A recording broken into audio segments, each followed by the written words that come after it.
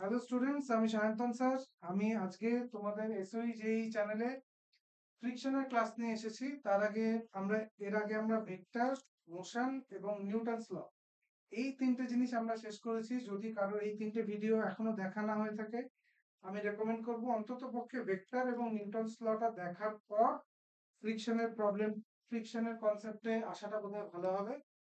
ফ্রিকশনে প্রথমে আমরা থিওরিটা কভার করব এবং তারপরে যে প্রশ্নগুলো ফ্রিকুয়েন্টলি এসছে রিসেন্ট ইয়ার্সে, সেই প্রশ্নগুলো আমরা কিছু কিছু সলভ করব। এবং যেটা আমার কন্টেন্ট বানানোর সময় মূলত উদ্দেশ্য থাকে যে যেন তোমরা থিওরিটা ঠিক করে বুঝতে পারো, এবং থিওরির পাশাপাশি তোমাদেরকে মানে সক্ষম করা, যাতে কিছু প্রবলেম সলভ করার মাধ্যমে তোমাদেরকে সক্ষম করা যাতে তোমরা নিজে থেকে প্রবলেম সলভ করতে পারো। কারণ ফিজিক্স এমন একটা সাবজেক্ট, কেউ ক্লেম করতে পারে না যে আমি এই কয়েকটা প্রবলেম করাবো এবং এর মধ্যে থেকে প্রশ্ন আসবে।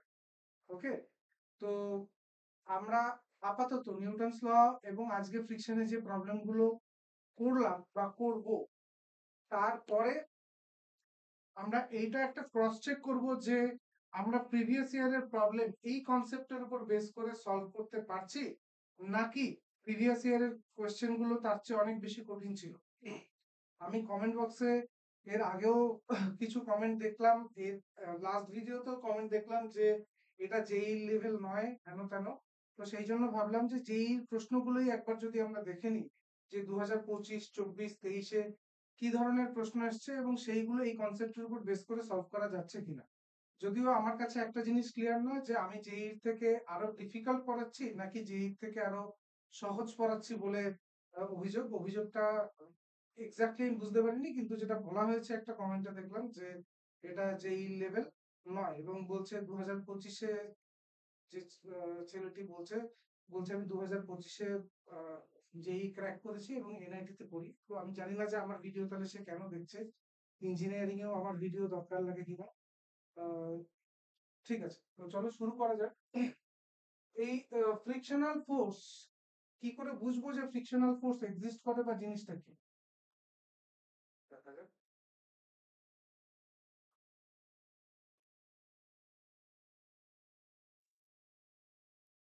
আমরা নিউটন সেকেন্ড লয়ে এই জিনিসটা জানি, F equal to M A, actually F proportional to rate of change of momentum, এবং সেখান থেকে যদি মাসটাকে কনস্ট্যান্ট ধরে নেওয়া হয় তাহলে force is equal to mass into acceleration. কিন্তু রিয়েল লাইফে আমরা দেখতে পারি যে যদি এরকম কোনো একটা ফোর্স অ্যাপ্লাই করা হয়, ফোর্স অ্যাপ্লাই করলেই জিনিসটা মুভ করবে এমনটা জরুরি নয়। কি, যেমন আমি আমার এই ফোনটাকে যদি আমার হাতের উপরে রাখি এবং হাতের উপরে রেখে যদি এটাকে একটা ফোর্স দিচ্ছি, কিন্তু ফোনটার কোনো ডিসপ্লেসমেন্ট হচ্ছে না বা অ্যাক্সিলারেশন তৈরি হচ্ছে না, তাহলে নিউটনস ল এখানটায় কিভাবে কাজ করছে এটা দেখতে হবে। কি বললাম যে আমি যে ফোর্সটা দিচ্ছি সেটা অবশ্যই জিরো নয়, একটা ফোর্স আমি অবশ্যই দিচ্ছি। তো অ্যাক্সিলারেশন আমি একটা এক্সপেক্ট করতে পারি যে ফোর্স বাই মাস করলে আমি অ্যাক্সিলারেশনটা পাবো, কিন্তু রেজাল্টে কি দেখছি যে না, অ্যাক্সিলারেশন জিরো। এটা একটা অদ্ভুত ব্যাপার, একটা নন জিরো ফোর্সের জন্য অ্যাক্সিলারেশন কি করে জিরো হতে পারে। এই জিনিসটাই যদি একটু উল্টো ভাবে ভাবি যে অ্যাক্সিলারেশন জিরো তার মানে নিশ্চয়ই ফোর্স জিরো।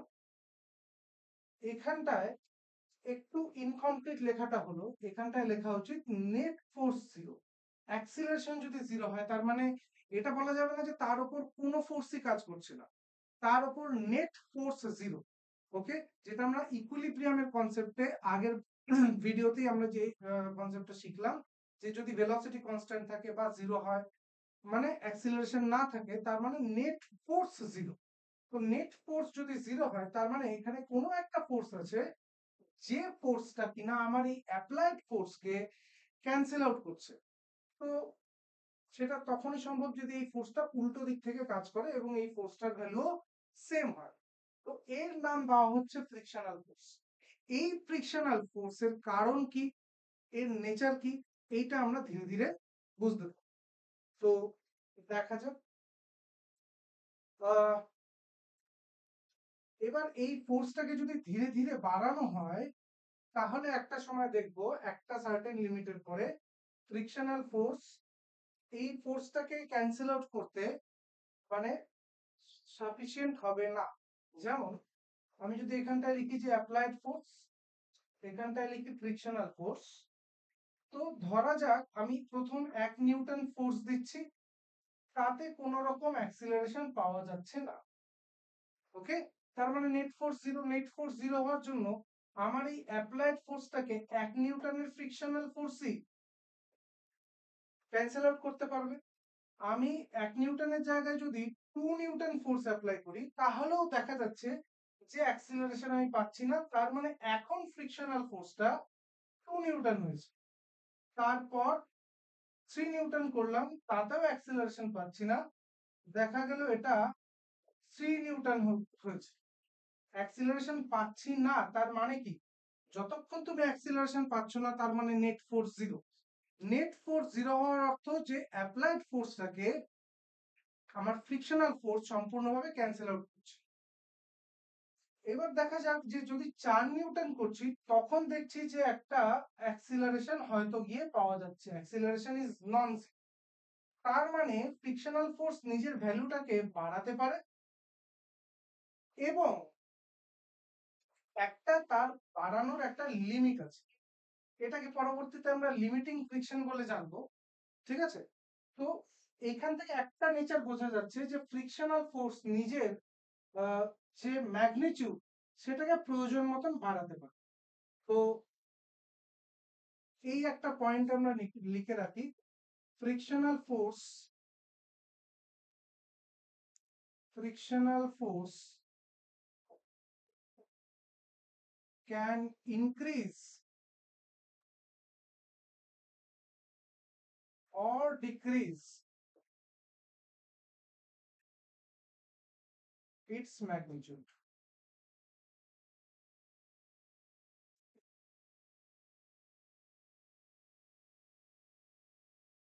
আচ্ছা, এবারে ফোর্সটার ডিরেকশন সম্বন্ধে যদি ভাবি, যে অবশ্যই ফ্রিকশনাল ফোর্সকে আমার অ্যাপ্লাইড ফোর্সের অপোজিটে কাজ করতে হবে।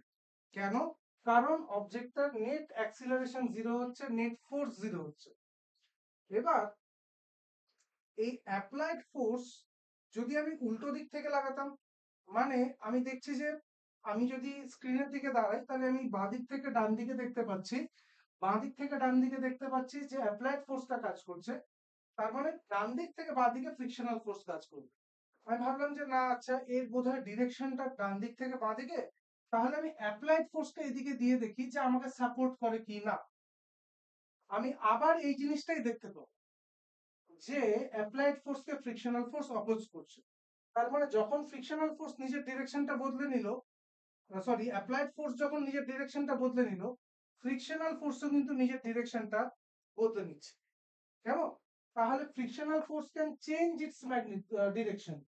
তো আমরা আরেকটা পয়েন্ট লিখে নিতে পারি, ফ্রিকশনাল ফোর্স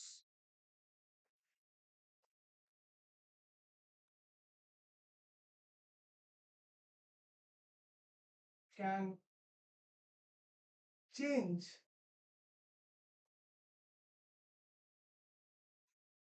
ইটস ডিরেকশন। এখানে বলে রাখা ভালো যে ফ্রিকশনাল ফোর্স নিজের ম্যাগনিটিউড যে বাড়াতে বা কমাতে পারে, সেটা একটা সার্টেন লিমিটের মধ্যে করতে পারে, উইদিন আ লিমিট।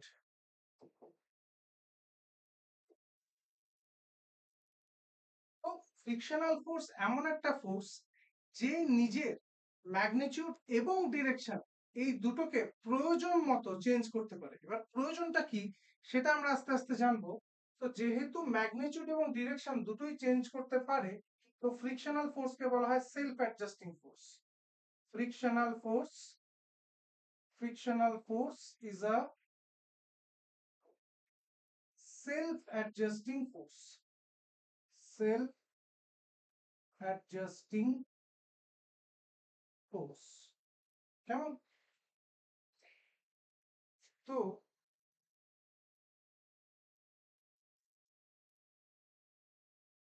এখানটায় তুমি ফ্রিকশনাল ফোর্সের নেচারটা দেখতে পাচ্ছ। যেমন যেমন তুমি অ্যাপ্লাইড ফোর্সের ভ্যালু বাড়াচ্ছ, ফ্রিকশনাল ফোর্স তার ভ্যালুটা বাড়াচ্ছে। ঠিক আছে? এবং যেমন যেমন তুমি ডিরেকশন চেঞ্জ করছো, ফ্রিকশনাল ফোর্স ঠিক তোমাকে অপোজ করার জন্য যে ডাইরেকশনে যাওয়া উচিত, ফ্রিকশনাল ফোর্স ঠিক সেই ডাইরেকশনেই যাবে।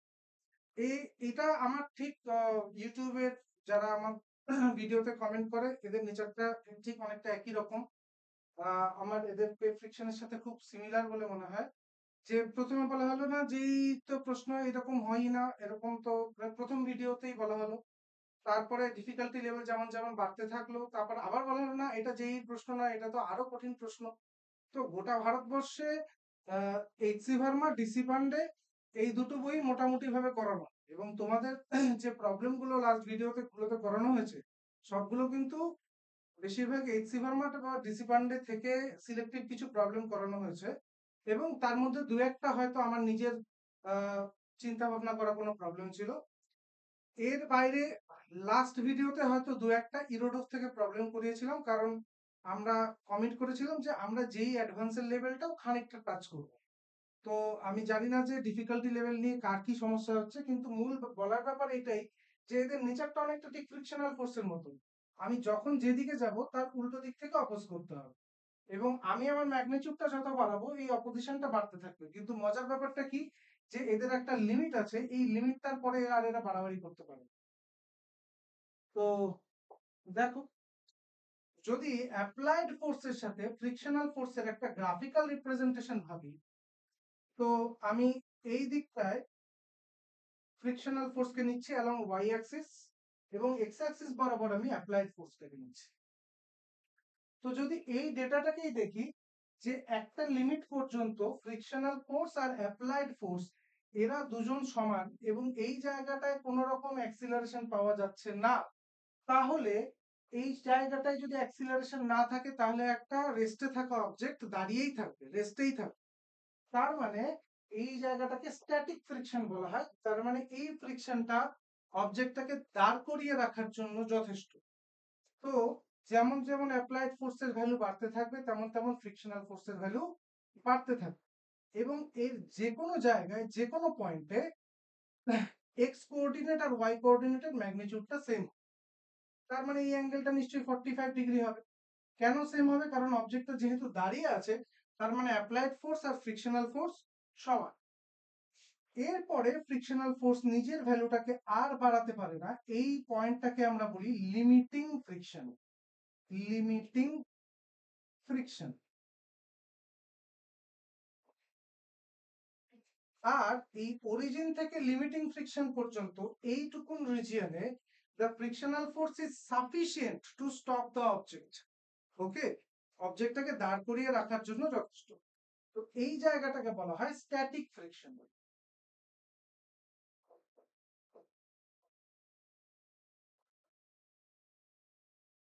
এবার অপোজিশনটা লিমিটিং ফ্রিকশনের চেয়ে আর বড় হতে পারে না, যার জন্য কি হয়, এখান থেকে ফ্রিকশনাল ফোর্সটা একটু ড্রপ করে এবং তারপর ফ্রিকশনাল ফোর্সটা একটা কনস্ট্যান্ট ভ্যালু মেনটেন করে। যদিও অ্যাপ্লাইড ফোর্সের ক্ষেত্রে কিন্তু এরকম কোনো রেস্ট্রিকশন নেই। আমি যে ফোর্সটা বাইরে থেকে অ্যাপ্লাই করছি সেই ফোর্সটা আমি যত ইচ্ছা বাড়াতে পারি, এবং এই সময়ে যেহেতু অ্যাপ্লাইড ফোর্স ফ্রিকশনাল ফোর্সকে এক্সিড করবে, তার মানে আমি এখানটায় কিন্তু একটা নেট অ্যাক্সিলারেশন পাবো। যেমন এখানটায় যদি ধরি যে 4 নিউটন হয়েছে, এবং আমি সাপোজ এখানটায় ফ্রিকশনাল ফোর্স 3 নিউটনই ধরছি, তার মানে একটা নেট ফোর্স আমি পাচ্ছি, এবং এই নেট ফোর্সের জন্য একটা নেট অ্যাক্সিলারেশন থাকবে। তার মানে এই সময় অবজেক্টটা মুভ করতে শুরু করবে। তো এই রিজিয়নটাকে বলা হয় কাইনেটিক ফ্রিকশন। তার মানে এখানে ফ্রিকশন তো থাকবে, অপোজিশন থাকবে, কিন্তু সেই অপোজিশনটা অবজেক্টটাকে থামিয়ে রাখার জন্য যথেষ্ট হবে। এটাকে বলা হচ্ছে কাইনেটিক ফ্রিকশন। তো এখানে আমরা ফ্রিকশনাল ফোর্সের নেচারটা বুঝলাম। ফ্রিকশনাল ফোর্সের কাজ কি? অ্যাপ্লাইড ফোর্সকে অপোজ করা। যদিও এটা মূল উদ্দেশ্য নয়, মূল উদ্দেশ্যটায় আসছি। ফ্রিকশনাল ফোর্সের মূল উদ্দেশ্য কখনোই নয় যে অ্যাপ্লাইড ফোর্সকে অপোজ করবে।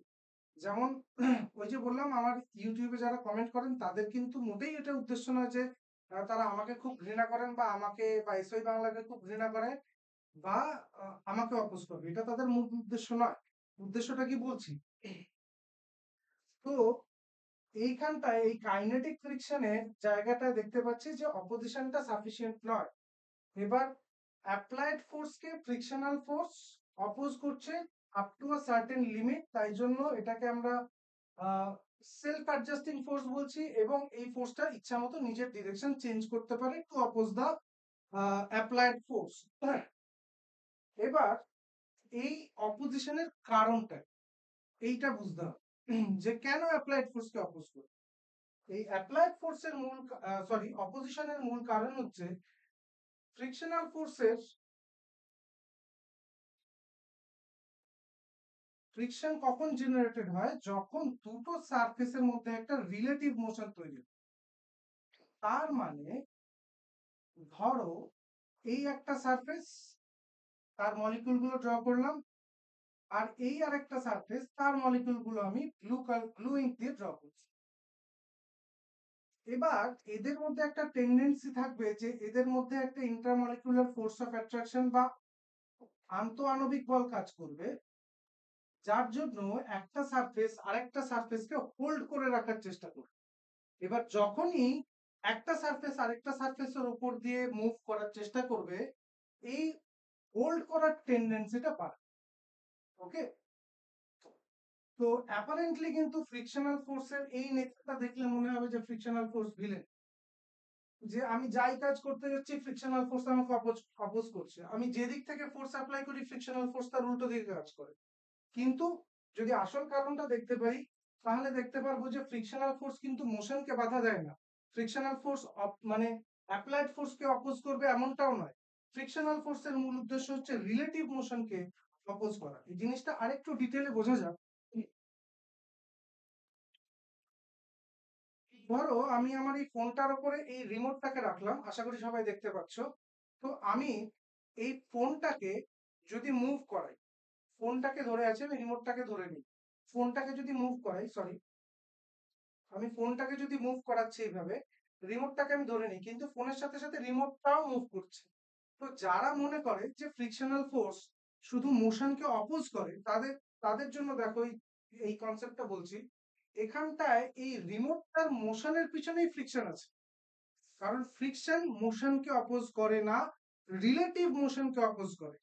এই যে রিমোটের যে মলিকিউল গুলো এবং ফোনের যে মলিকিউল গুলো, এদের মধ্যে একটা হোল্ড করার টেন্ডেন্সি তৈরি হচ্ছে। তো যখন আমি ফোনটাকে টানছি, ওকে, যখন আমি এই ফোনটাকে ধরে টানছি, তখন এদের মাঝে যে ফ্রিকশনাল ফোর্স, সে চাইবে যে এদের মধ্যে কোনো রকম রিলেটিভ মোশন না তৈরি হোক। তার মানে রিলেটিভ মোশন বলতে এই ফোনের সাপেক্ষে রিমোটটা যেন মুভ না করে। তার মানে কি, ফোন তো মুভ করছেই, তার মানে রিমোটটাকে ফোনের সাথে সাথে মুভ করতে হবে।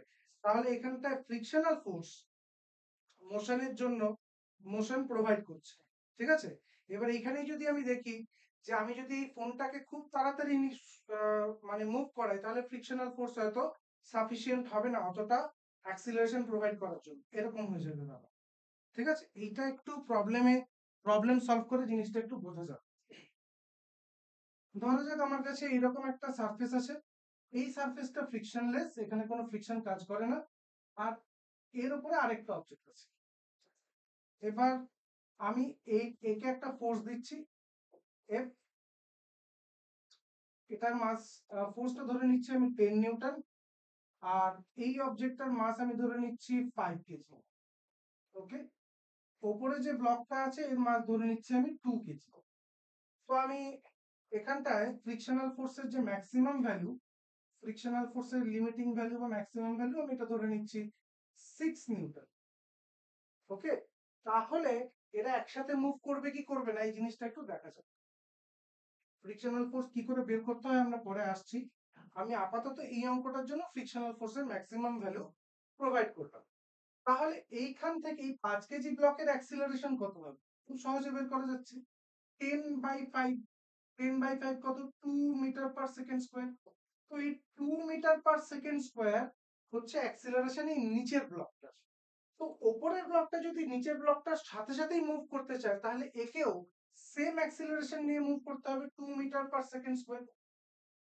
তো একটা 2 কেজির ব্লককে যদি 2 metre per second square acceleration provide করতে হয়, তাহলে কতটা ফোর্স দরকার, 2 × 2, 4 নিউটন দরকার। কোনো সমস্যা নেই, 4 নিউটন দরকার। ওকে, আর ফ্রিকশনাল ফোর্স এখানটায় এই ফোর্সটা কে দিচ্ছে? আমি তো এখানটায় কোনো ফোর্স অ্যাপ্লাই করিনি। এই ফোর্সটা কোত্থেকে পাওয়া যেতে পারে? এই ফোর্সটা দিতে পারে ফ্রিকশনাল ফোর্স। আর ফ্রিকশনাল ফোর্সের ম্যাক্সিমাম ভ্যালু 6 নিউটন। তার মানে এটা 0 থেকে 6 যে কোনো ভ্যালু নিতে পারে two stop the relative motion. তো দরকার 4 নিউটন। 4 নিউটন কি 0 আর 6 এর মধ্যে পড়ে? হ্যাঁ পড়ে। তার মানে এখানটায় ফ্রিকশনাল ফোর্স এই 2 কেজির অবজেক্টটাকে 2 metre per second square acceleration provide করবে, যার জন্য এই 2 কেজি আর 5 কেজি একসাথেই মুভ করবে। ঠিক আছে? এবার এই প্রবলেমটাতেই যদি একটু ডেটাটাকে চেঞ্জ করে ধরো এখানটায় 10 নিউটনের জায়গায় 20 নিউটন ফোর্স অ্যাপ্লাই করা হলো, তখন কিন্তু অ্যাক্সিলারেশনটা হবে 20/5 মানে 4 মিটার পার সেকেন্ড স্কোয়ার। নিচের ব্লকটার অ্যাক্সিলারেশন এখন 4 metre per second square. Friction কি চায়? ফ্রিকশন চায় এই দুটো ব্লক একসাথে মুভ করবে। তার মানে যদি এর acceleration 4 metre per second square হয়, তাহলে উপরের যে 2 কেজি ব্লকটা, এটার অ্যাক্সিলারেশনও এখন দরকার 4 মিটার পার সেকেন্ড স্কোয়ার। এবার 4 মিটার পার সেকেন্ড স্কোয়ার যদি 2 কেজির ব্লককে আমি প্রোভাইড করতে চাই, তাহলে কত ফোর্স দরকার? তাহলে 4 ইন্টু টু মানে 8 নিউটন ফোর্স দরকার। এবার এই 8 নিউটন ফোর্স আমার এই ফ্রিকশনাল ফোর্সকে প্রোভাইড করতে পারবে? পারবে না। কেন? এর ম্যাক্সিমাম ভ্যালু হচ্ছে 6 নিউটন। তখন কি হবে? তখন 5 কেজির ব্লকটা এগিয়ে যাবে এবং 2 কেজির ব্লকটা পিছিয়ে এই 5 কেজির ব্লকের পেছনে এসে পড়বে। ঠিক আছে? তো ফ্রিকশনাল ফোর্সকে ভিলেন ভাবার কোনো কারণ নেই। ফ্রিকশনাল ফোর্সের সমস্যাটা হচ্ছে ফ্রিকশনাল ফোর্স এই ইন্টারমলিকুলার ফোর্সের জন্য জেনারেটেড হচ্ছে এবং এর রিলেটিভ মোশনকে বাধা দেয়, মোশনকে নয়। ঠিক যেমন আমাদের এই যারা কমেন্ট করে তারা আলটিমেট এদের ফিজিক্সের সাথে বা আমার সাথে ভালো খারাপ কোনো সম্পর্কই নেই। এরা একটু অ্যাটেনশন চায়। এরা অন্যের চ্যানেলে এসে একটু চায় যে আমাকেও লোকজন একটু চিনুক বা জানুক। এর বাইরে কিচ্ছু নাই। তাই এদেরকে খুব ভালো খারাপ কোনোটাই ভাবার খুব একটা প্রয়োজন নেই। আমি এর আগের ভিডিওতে কেউ একজন ফোটনের মোমেন্টাম নিয়ে কিছু বলেছিলেন, তো সেই ভিডিওটা শুরুও করলাম। তারপরে দেখলাম যে তার তরফ থেকে আর কোনো রিপ্লাই আসলো না। পরে আমার নিজের আক্ষেপ হচ্ছিল যে আমি আমার 2-2.5 ঘন্টার ক্লাসে 10 মিনিট একটা কমেন্টের জন্য বেকার নষ্ট করলাম। যাই হোক, তাহলে আমরা ফ্রিকশনাল ফোর্সের নেচার এবং এক্সিস্টেন্স এই দুটো জিনিস বুঝতে পারলাম। এবার একটু ম্যাথমেটিক্যাল অ্যাপ্রোচের দিকে আসা যাক যে এই ফ্রিকশনাল ফোর্স কিসের উপর ডিপেন্ড করতে পারে। দেখো, এই ফ্রিকশনাল ফোর্সের যেটা মূল কারণ সেটা বললাম যে দুটো সারফেসের মধ্যে যে মলিকিউল গুলো এরা একে অন্যকে হোল্ড করে রাখতে চায়। এবার এরা যত কাছাকাছি থাকবে বা একে অন্যের উপর যতটা ফোর্স অ্যাপ্লাই করবে, তত বেশি এই হোল্ড করার টেন্ডেন্সিটা বাড়বে। তো এটা কি শুধুমাত্র ওয়েটের উপর ডিপেন্ড করে যে ওপরের অবজেক্টটার এই সারফেসটার ওয়েট কত তার উপর ডিপেন্ড করে? না, এইখানে কোন রকম ইনক্লিনেশন থাকতে পারে। ওকে, কোনো যদি ইনক্লাইন্ড প্লেন থাকে তখন কিন্তু পুরো ওয়েটটা এই নিচের সারফেসটার উপর আসে না। তো সেই জন্য আমরা বলি যে frictional force is proportional to reaction force. তার মানে এই নিচের সারফেসটা যে ফোর্সটা রিসিভ করবে সে অতটাই রিঅ্যাকশন ফোর্স দেবে।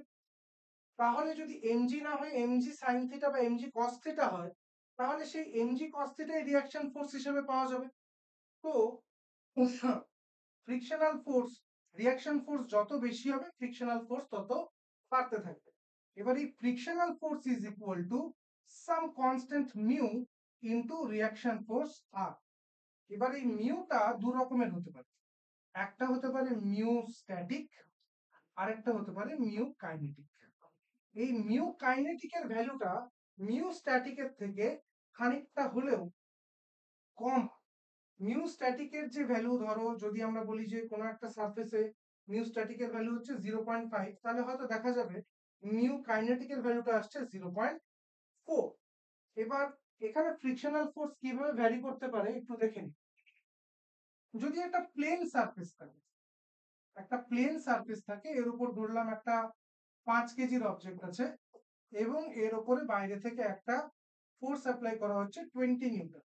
নর্মালি যদি ফ্রিকশন না থাকতো, স্মুথ সারফেস হতো, তাহলে 10/5 4 মিটার/সেকেন্ড স্কোয়ার অ্যাক্সেলারেশন, এটা আমরা সবাই জানি। এবার যদি এখানটায় লেখা থাকে যে mu static is equal two 0.5, mu static is 0.5, তাহলে এখানটায় যে ফোর্সটা সারফেসকে এই অবজেক্টটা দিচ্ছে সেটা হচ্ছে mg, যে রিয়াকশন ফোর্সটা হচ্ছে সেটা হচ্ছে r, and r is equal to mg। Okay, তাহলে এখানে ফ্রিকশনাল ফোর্স কত, এখানে ফ্রিকশনাল স্ট্যাটিক ফ্রিকশনের ভ্যালুটা কত হবে, মিউ এস ইন্টু আর। এবার এই মিউ এস হচ্ছে 0.5 আর রিয়াকশন হচ্ছে 5 ইন্টু জি, তাহলে কত হয়ে যাবে 25 নিউটন।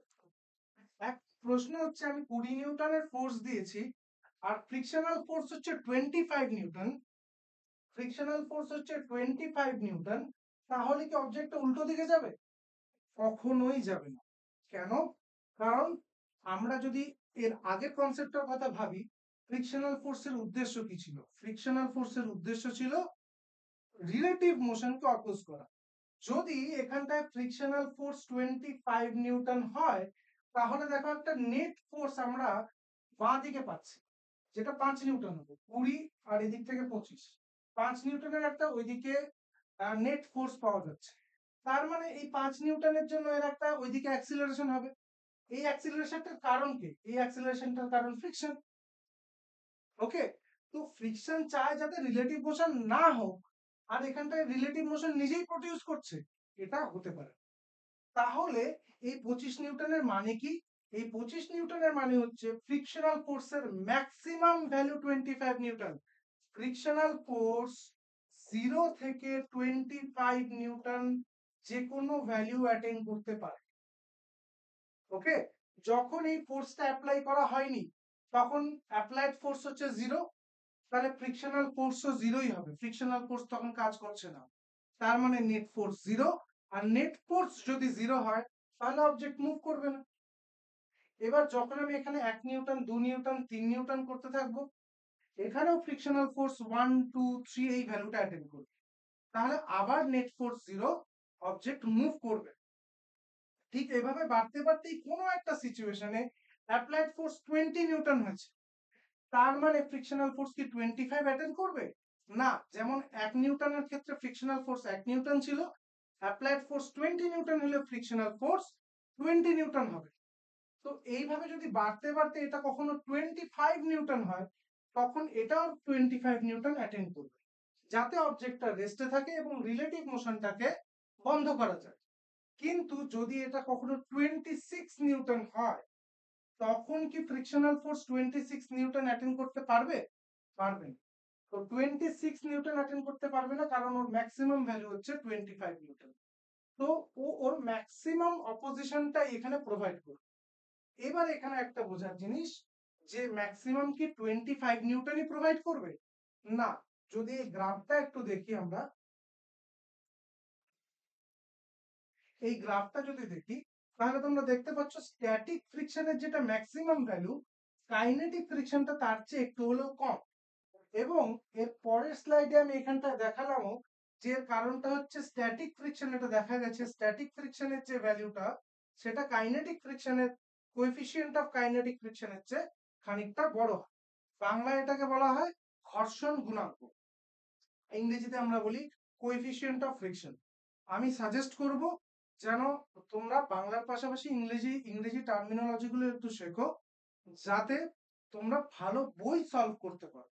ঠিক আছে, আমাদের এটা অস্বীকার করার কোনো জায়গা নেই যে ইংরেজি যে বইগুলো আছে মার্কেটে অ্যাভেলেবল, সেই বইয়ের মান কিন্তু আমাদের বাংলা বইয়ের থেকে অনেক ভালো, এবং সেগুলো যদি আমরা সলভ করতে চাই তাহলে একটু অল্প বিস্তর আমাকে ইংরেজির টার্ম গুলো জানতে হবে। বাকি যে ল্যাঙ্গুয়েজে প্রশ্নটা হয়, সেই ল্যাঙ্গুয়েজ বুঝতে আমার মনে হয় না বাংলা মিডিয়ামের কোনো ছাত্রছাত্রীর সমস্যা হতে পারে। ওকে, ডাব্লিউবিজিই এর ক্ষেত্রে তোমরা তো বাংলায় প্রশ্ন পাচ্ছ, কিন্তু যদি যেই আমরা আজকেই প্রিভিয়াস ইয়ারের কোশ্চেন সলভ করব, এবং সেখানটায় তোমরা নিজেরাই দেখতে পাবে খুব সিম্পল ইংলিশে কিন্তু কোশ্চেন থাকে। এবং তোমরা ক্লাস 12-এ তোমাদের ইংলিশ সাবজেক্টও আছে, তো সেই প্রশ্নের মানে বুঝতে আমার মনে হয় না কোনো সমস্যা হবে। হ্যাঁ, টার্মিনোলজি গুলো হয়তো একটু অজানা থাকতে পারে, কিন্তু আমাদের বাংলার পাশাপাশি ইংলিশ টার্মিনোলজি গুলো অন্তত পক্ষে একটু চর্চায় রাখতে হবে, যাতে আমরা ভালো প্রবলেম সলভ করতে পারি। অ্যাট দ্য সেম টাইম যখন তুমি কলেজে গিয়ে ভর্তি হবে, তখন এর ট্রানজিশনটাও যেন একটু স্মুথ হয়। চলে আসছি সাবজেক্টে। এখানটা বলছিলাম যে কোএফিসিয়েন্ট ফ্রিকশন বা ঘর্ষণ গুণাঙ্ক, এটা স্ট্যাটিকের জন্য একটু বেশি হয়, কাইনেটিকের জন্য একটু কম। এটা রিয়েল লাইফ এক্সপিরিয়েন্স থেকেও বুঝতে পারবে। যখন কোনো একটা জিনিস দাঁড়িয়ে আছে, একটা ভারী কোনো জিনিস, তাকে শুরুতে মুভ করাতে যতটা সমস্যা হয়, তারপরে চলতে থাকলে কিন্তু অপোজিশনটা অতটা বেশি হয় না। তাই কাইনেটিক ফ্রিকশনের ভ্যালুটা একটু হলেও কম। তো এটা আমরা আমাদের জীবনের ক্ষেত্রেও দেখতে পাই যে আমরা যখন কোনো চেঞ্জ আনার চেষ্টা করি আমাদের লাইফে, আমি সকালে উঠতে পারি না, কালকের থেকে ভাবলাম সকালে উঠবো, সকালে 6টায় উঠবো, তো প্রথম 7 দিন আমার উঠতে খুব সমস্যা হবে। তারপরে আস্তে আস্তে সেটা হ্যাবিচুয়েটেড হয়ে যাবে। তার মানে এই ইনিশিয়েশন, মানে শুরু করা, মোশনটা শুরু করা, এটা যতটা ডিফিকাল্ট হয়, মোশনটা মেনটেন করা কিন্তু অতটা কঠিন হয়।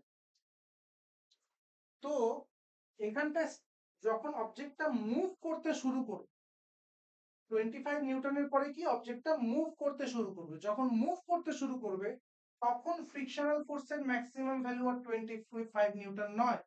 কারণ ফ্রিকশনাল ফোর্সটা এখন কাইনেটিক ফ্রিকশন হয়ে যাবে। এটা কি ছিল? স্ট্যাটিক ফ্রিকশন ছিল। ওকে, তো কাইনেটিক ফ্রিকশন ফাইন্ড করার সময় আমাকে এখানে মিউ এস না নিয়ে মিউ কে নিতে হবে, এবং তার সাথে রিঅ্যাকশন ফোর্স অবশ্যই আছে। তো মিউ কেটা সম্ভবত 0.4 নিয়েছিলাম, মিউ কেটা আমরা 0.4 কনসিডার করেছিলাম। তো 0.4 ইন্টু রিঅ্যাকশন ফোর্স হচ্ছে 5 ইন্টু mg, তাহলে কত হয়ে গেল? 20 নিউটন। ওকে, 20 নিউটন। তার মানে এখন ফ্রিকশনাল ফোর্স পাচ্ছি আমি 20 নিউটন। যদি এখান থেকে 26 নিউটন সাপ্লাই করা হয়, তাহলে নেট ফোর্স কত আসবে? নেট ফোর্স আসবে হচ্ছে 26 মাইনাস 20, তাহলে 6 নিউটন। তাহলে অ্যাক্সিলারেশনটা আসবে 6/5, that is 1.2 metre per second square. এইখানে একটু অদ্ভুত লাগতে পারে যে 20 নিউটনটাই যদি ফ্রিকশনাল ফোর্সের ম্যাক্সিমাম ভ্যালু হয়, তাহলে তো আমি এর আগেই 20 এক্সিড করে 25 অব্দি গেছিলাম, তাহলে তখন মুভ করতে শুরু করেনি কেন? মুভ করতে শুরু করেনি এই জন্য, কারণ জিনিসটা দাঁড়িয়ে ছিল, আর জিনিসটা দাঁড়িয়ে ছিল মানে সেখানে তুমি কাইনেটিক ফ্রিকশন নিতে পারো না, সেখানে তোমাকে নিতে হবে স্ট্যাটিক ফ্রিকশন। তার মানে স্ট্যাটিক ফ্রিকশনের ম্যাক্সিমাম ভ্যালুটা যখন তুমি এক্সিড করবে, তখন তুমি দেখবে যে না, এতটা ফোর্সও দরকার নেই, এবার 20 নিউটন বা 20 নিউটনের একটু বেশি ফোর্স অ্যাপ্লাই করলেই এ মুভ করতে থাকবে। ওকে, তাহলে এই জিনিসটা একটু দেখে নাও, স্ট্যাটিক ফ্রিকশন আর কাইনেটিক ফ্রিকশনের তফাৎটা, এবং প্লিজ ফিডব্যাকে জানাও কোথায় বুঝতে সমস্যা হচ্ছে। ডিফিকাল্টি লেভেল বা এই সমস্ত জিনিস পরের ব্যাপার, কনসেপচুয়ালি সাউন্ড হলে প্রবলেম সলভ করা কোনো ব্যাপার না। ওকে, কনসেপ্ট যদি ঠিকঠাক থাকে, তারপরে একটা sample of set of problem যদি আমরা ক্লাসে করতে পারি, তার উপর বেস করে তোমরা যেন মূল পরীক্ষার বা যে কোনো মক টেস্টের প্রবলেম সলভ করতে পারো, সেটাই কিন্তু মূল উদ্দেশ্য। ওকে, চলে আসছি পরের স্লাইডে। অ্যাঙ্গেল অফ রিপোজ, এটা জেনারেলি ইনক্লাইন প্লেনের ক্ষেত্রে এই কনসেপ্টটা ইউজ করা হয়। দেখো অ্যাঙ্গেল অফ রিপোজ কি, এই একটা যদি ইনক্লাইন্ড প্লেন হয়, এই ইনক্লাইন্ড প্লেনের ওপর ধরা যাক এইরকম একটা অবজেক্ট রাখা আছে, এবং এই ইনক্লাইন্ড প্লেনটা একটা রাফ সারফেস, এবং এর কোএফিসিয়েন্ট অফ ফ্রিকশন মিউ ধরা। তাহলে এর উপর কি কি ফোর্স কাজ করছে এটা একবার আমরা দেখি।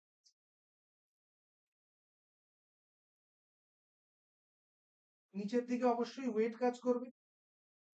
এই ওয়েটের দুটো কম্পোনেন্ট, একটা mg sin থিটা, আর একটা পারপেন্ডিকুলার ডিরেকশনে কাজ করবে mg cos থিটা।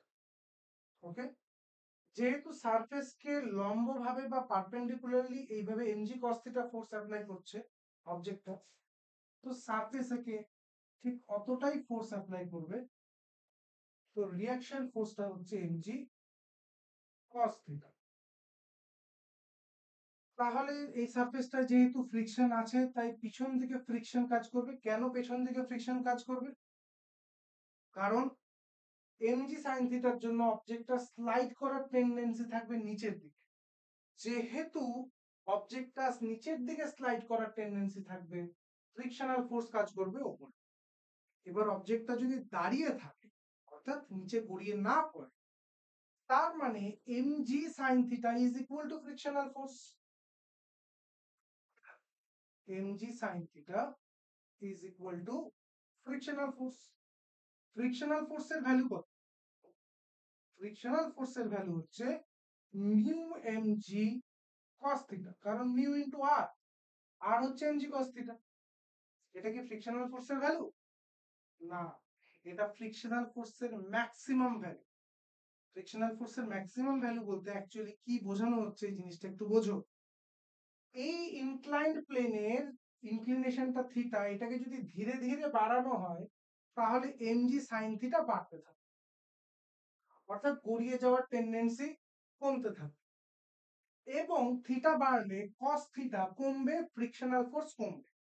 তাহলে যে ফোর্সটা তোমাকে দাঁড় করিয়ে রাখছিল সে কমছে, এবং যে তোমাকে গড়িয়ে ফেলে দিচ্ছিল সেই ফোর্সটা আস্তে আস্তে বাড়ছে। তার মানে এই this is the optimum condition, যেখানে তুমি ম্যাক্সিমাম থিটার জন্য দাঁড়িয়ে আছো। থিটাটা আর একটু বাড়লেই এমজি সাইন থিটা বড় হয়ে যাবে, এমজি কস থিটা কমে যাবে, এবং ফ্রিকশনাল ফোর্সের থেকে এমজি সাইন থিটা বড় হয়ে জিনিসটা নিচে পড়তে শুরু করবে। ঠিক আছে? তাহলে এখানে যদি আমরা বলি যে tan theta is equal to mu, মানে এই এমজি আর এমজি কাটবে, mu is equal two tan theta, তাহলে এই থিটাটা হচ্ছে theta equal to tan inverse mu, theta equal to tan inverse mu. এই থিটাটা হচ্ছে সেই অ্যাঙ্গেল, ম্যাক্সিমাম অ্যাঙ্গেল, যার জন্য অবজেক্টটা কোনোভাবে স্টেশনারি আছে। এর চেয়ে অ্যাঙ্গেলটা একটু বাড়লেই it will start to slide. Okay, এটাকে বলা হয় অ্যাঙ্গেল অফ রিপোজ। এইবার আমরা ফ্রিকশন, মোটামুটি ফ্রিকশনের যে থিওরি পার্ট, এটা আমরা কভার করলাম। এর আগে আমরা লজ অফ মোশন পড়েছি, এবং আমি এখানেই বলে রাখি যে যেহেতু সার্কুলার মোশন এখনো পড়ানো হয়নি, তো ফ্রিকশনের সাথে related banking of a road আর আরেকটা কনসেপ্ট হয় বেন্ডিং অফ আ সাইক্লিস্ট, এই দুটো জিনিস কিন্তু আমি এখনো পড়াইনি।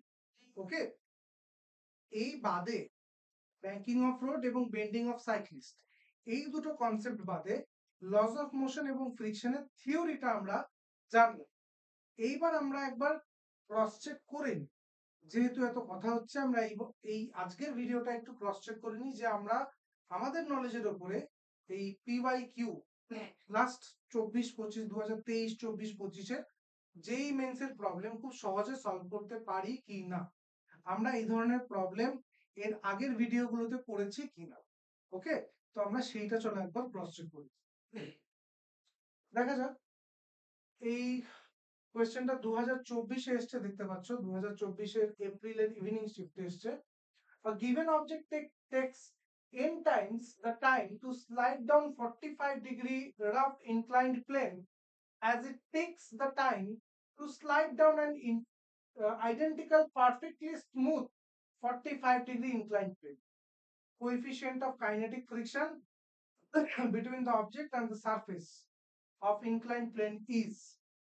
প্রশ্নটার মানে হচ্ছে, যদি এই একটা 45 ডিগ্রির ইনক্লাইন্ড প্লেন থাকে, তাহলে অবজেক্টটা ওপর থেকে নিচে আসতে যা সময় নেয়, আইডেন্টিক্যাল আরেকটা, আমি একটু অন্য কালি দিয়ে এটা দেখাচ্ছি, আরেকটা 45 ডিগ্রির সারফেস আছে আইডেন্টিক্যাল, জাস্ট এটার মধ্যে ফ্রিকশন আছে, এটার মধ্যে ফ্রিকশন আছে। তো এই অবজেক্টটা আসতে তার n গুণ সময় নেয়। তো এখানে যদি t সময় নেয়, এখানে nt সময় নিচ্ছে, তাহলে ফ্রিকশনাল ফোর্স বা সরি কোএফিসিয়েন্ট অফ ফ্রিকশন কত? যেহেতু স্লাইড করছে kinetic friction, coefficient of kinetic friction. তো দেখা যাক আমরা অঙ্কটা কিভাবে সলভ করতে পারি। প্রথমে আমি ধরে নিচ্ছি যে লেন্থ অফ দা এই ইনক্লাইন্ড প্লেন এটা হচ্ছে এল। যেহেতু আইডেন্টিক্যাল তার মানে এটার লেন্থও এলই হবে। এখানে একটাই ফোর্স কাজ করছে এমজি সাইন থিটা, ফ্রিকশন এখানে নেই প্রথম।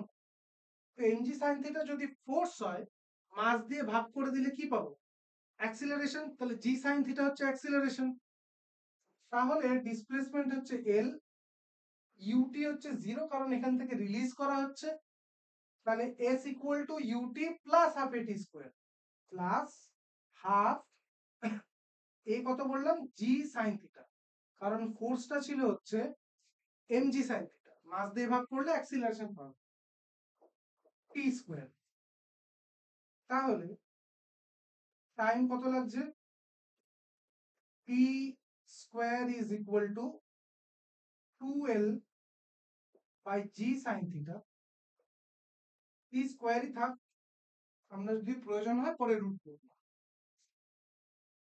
আর যদি এই সারফেসটার কথা ভাবি, এই সারফেসটার কথা যদি ভাবি, তাহলে এখানটায় nt সময় লাগছে, তার মানে এখানেও লেন্থ হচ্ছে l is equal to UT 0 তারপর হাফ। এখানে অ্যাক্সিলারেশনটা কত হবে? এরকম একটা ইনক্লাইন্ড প্লেনে ফ্রিকশনাল ফোর্স উপরের দিকে কাজ করছে মিউ এমজি কস থিটা, এদিকে এমজি সাইন থিটা। তাহলে নেট ফোর্স হচ্ছে MG sine theta minus mu MG cos theta. একে যদি মাস দিয়ে ডিভাইড করা যায় তাহলে অ্যাক্সিলারেশনটা পাওয়া যাচ্ছে। অ্যাক্সিলারেশন কত আসবে? G sine theta minus mu g cos theta. মানে জি যদি কমন নিয়ে নিই তাহলে sine theta minus mu cos theta. তো g sine theta minus mu cos theta into T square, half a T square. এই T স্কোয়ারের জায়গায় N square T square হবে কারণ টাইমটা নিচ্ছে এন। কেমন? তো এই দুটো লেন্থই তো এল, এখানটায় টি স্কোয়ারের ভ্যালুটা দেখো আমরা জানি। তাহলে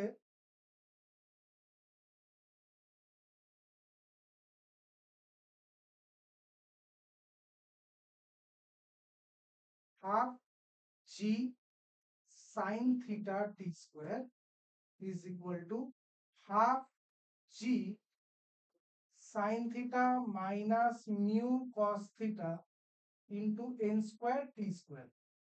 তো হাফ জি বোথ সাইডে কাটলাম, টি স্কোয়ার বোথ সাইডে কাটলো, উপরে কি থাকছে? N square is equal to, এখানটায় ছিল sine theta by sine theta minus mu cos theta, sine theta minus mu cos theta. তাহলে সাইন থিটা, থিটা দেখো 45 ডিগ্রি বলা আছে, তাহলে 1/√2। বা এখান থেকে আমি কস থিটা দিয়ে পুরো জিনিসটাকে ডিভাইড করতে পারি, ওপর নিচে কস থিটা দিয়ে ডিভাইড করতে পারি।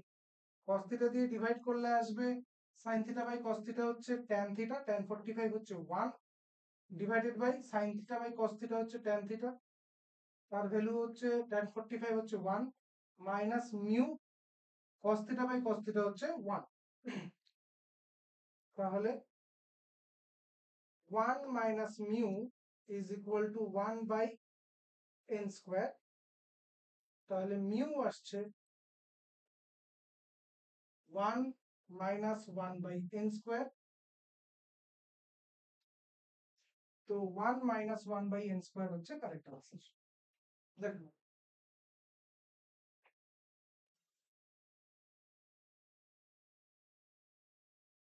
চলে আসছি পরের প্রবলেমটায়। এই প্রশ্নটা 2024-এ 8 এপ্রিল এসেছিল।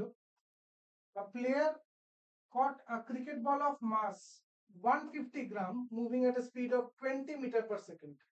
তো এখানটায় ক্লাস 10 এর কনসেপ্ট যে আমাকে দুটোই এসআই তে রাখতে হবে। if the catching process completes in 0.1 second, মানে এটা del t, the magnitude of the force, তাহলে force exerted by the ball on the hand of the player is, তাহলে force is rate of change of momentum, এটা আমরা জানি। rate of change of momentum, যখন বলটাকে catch করছে, catch করার পর বলের ভেলোসিটি জিরো মানে মোমেন্টাম জিরো। তার আগে কত ছিল? তার আগে ছিল 150 আর 20, তো 150 কে লিখতে পারি 0.15, যদি কেজিতে এক্সপ্রেস করি, মাল্টিপ্লাইড বাই 20, এই হয়ে গেল initial momentum minus final momentum.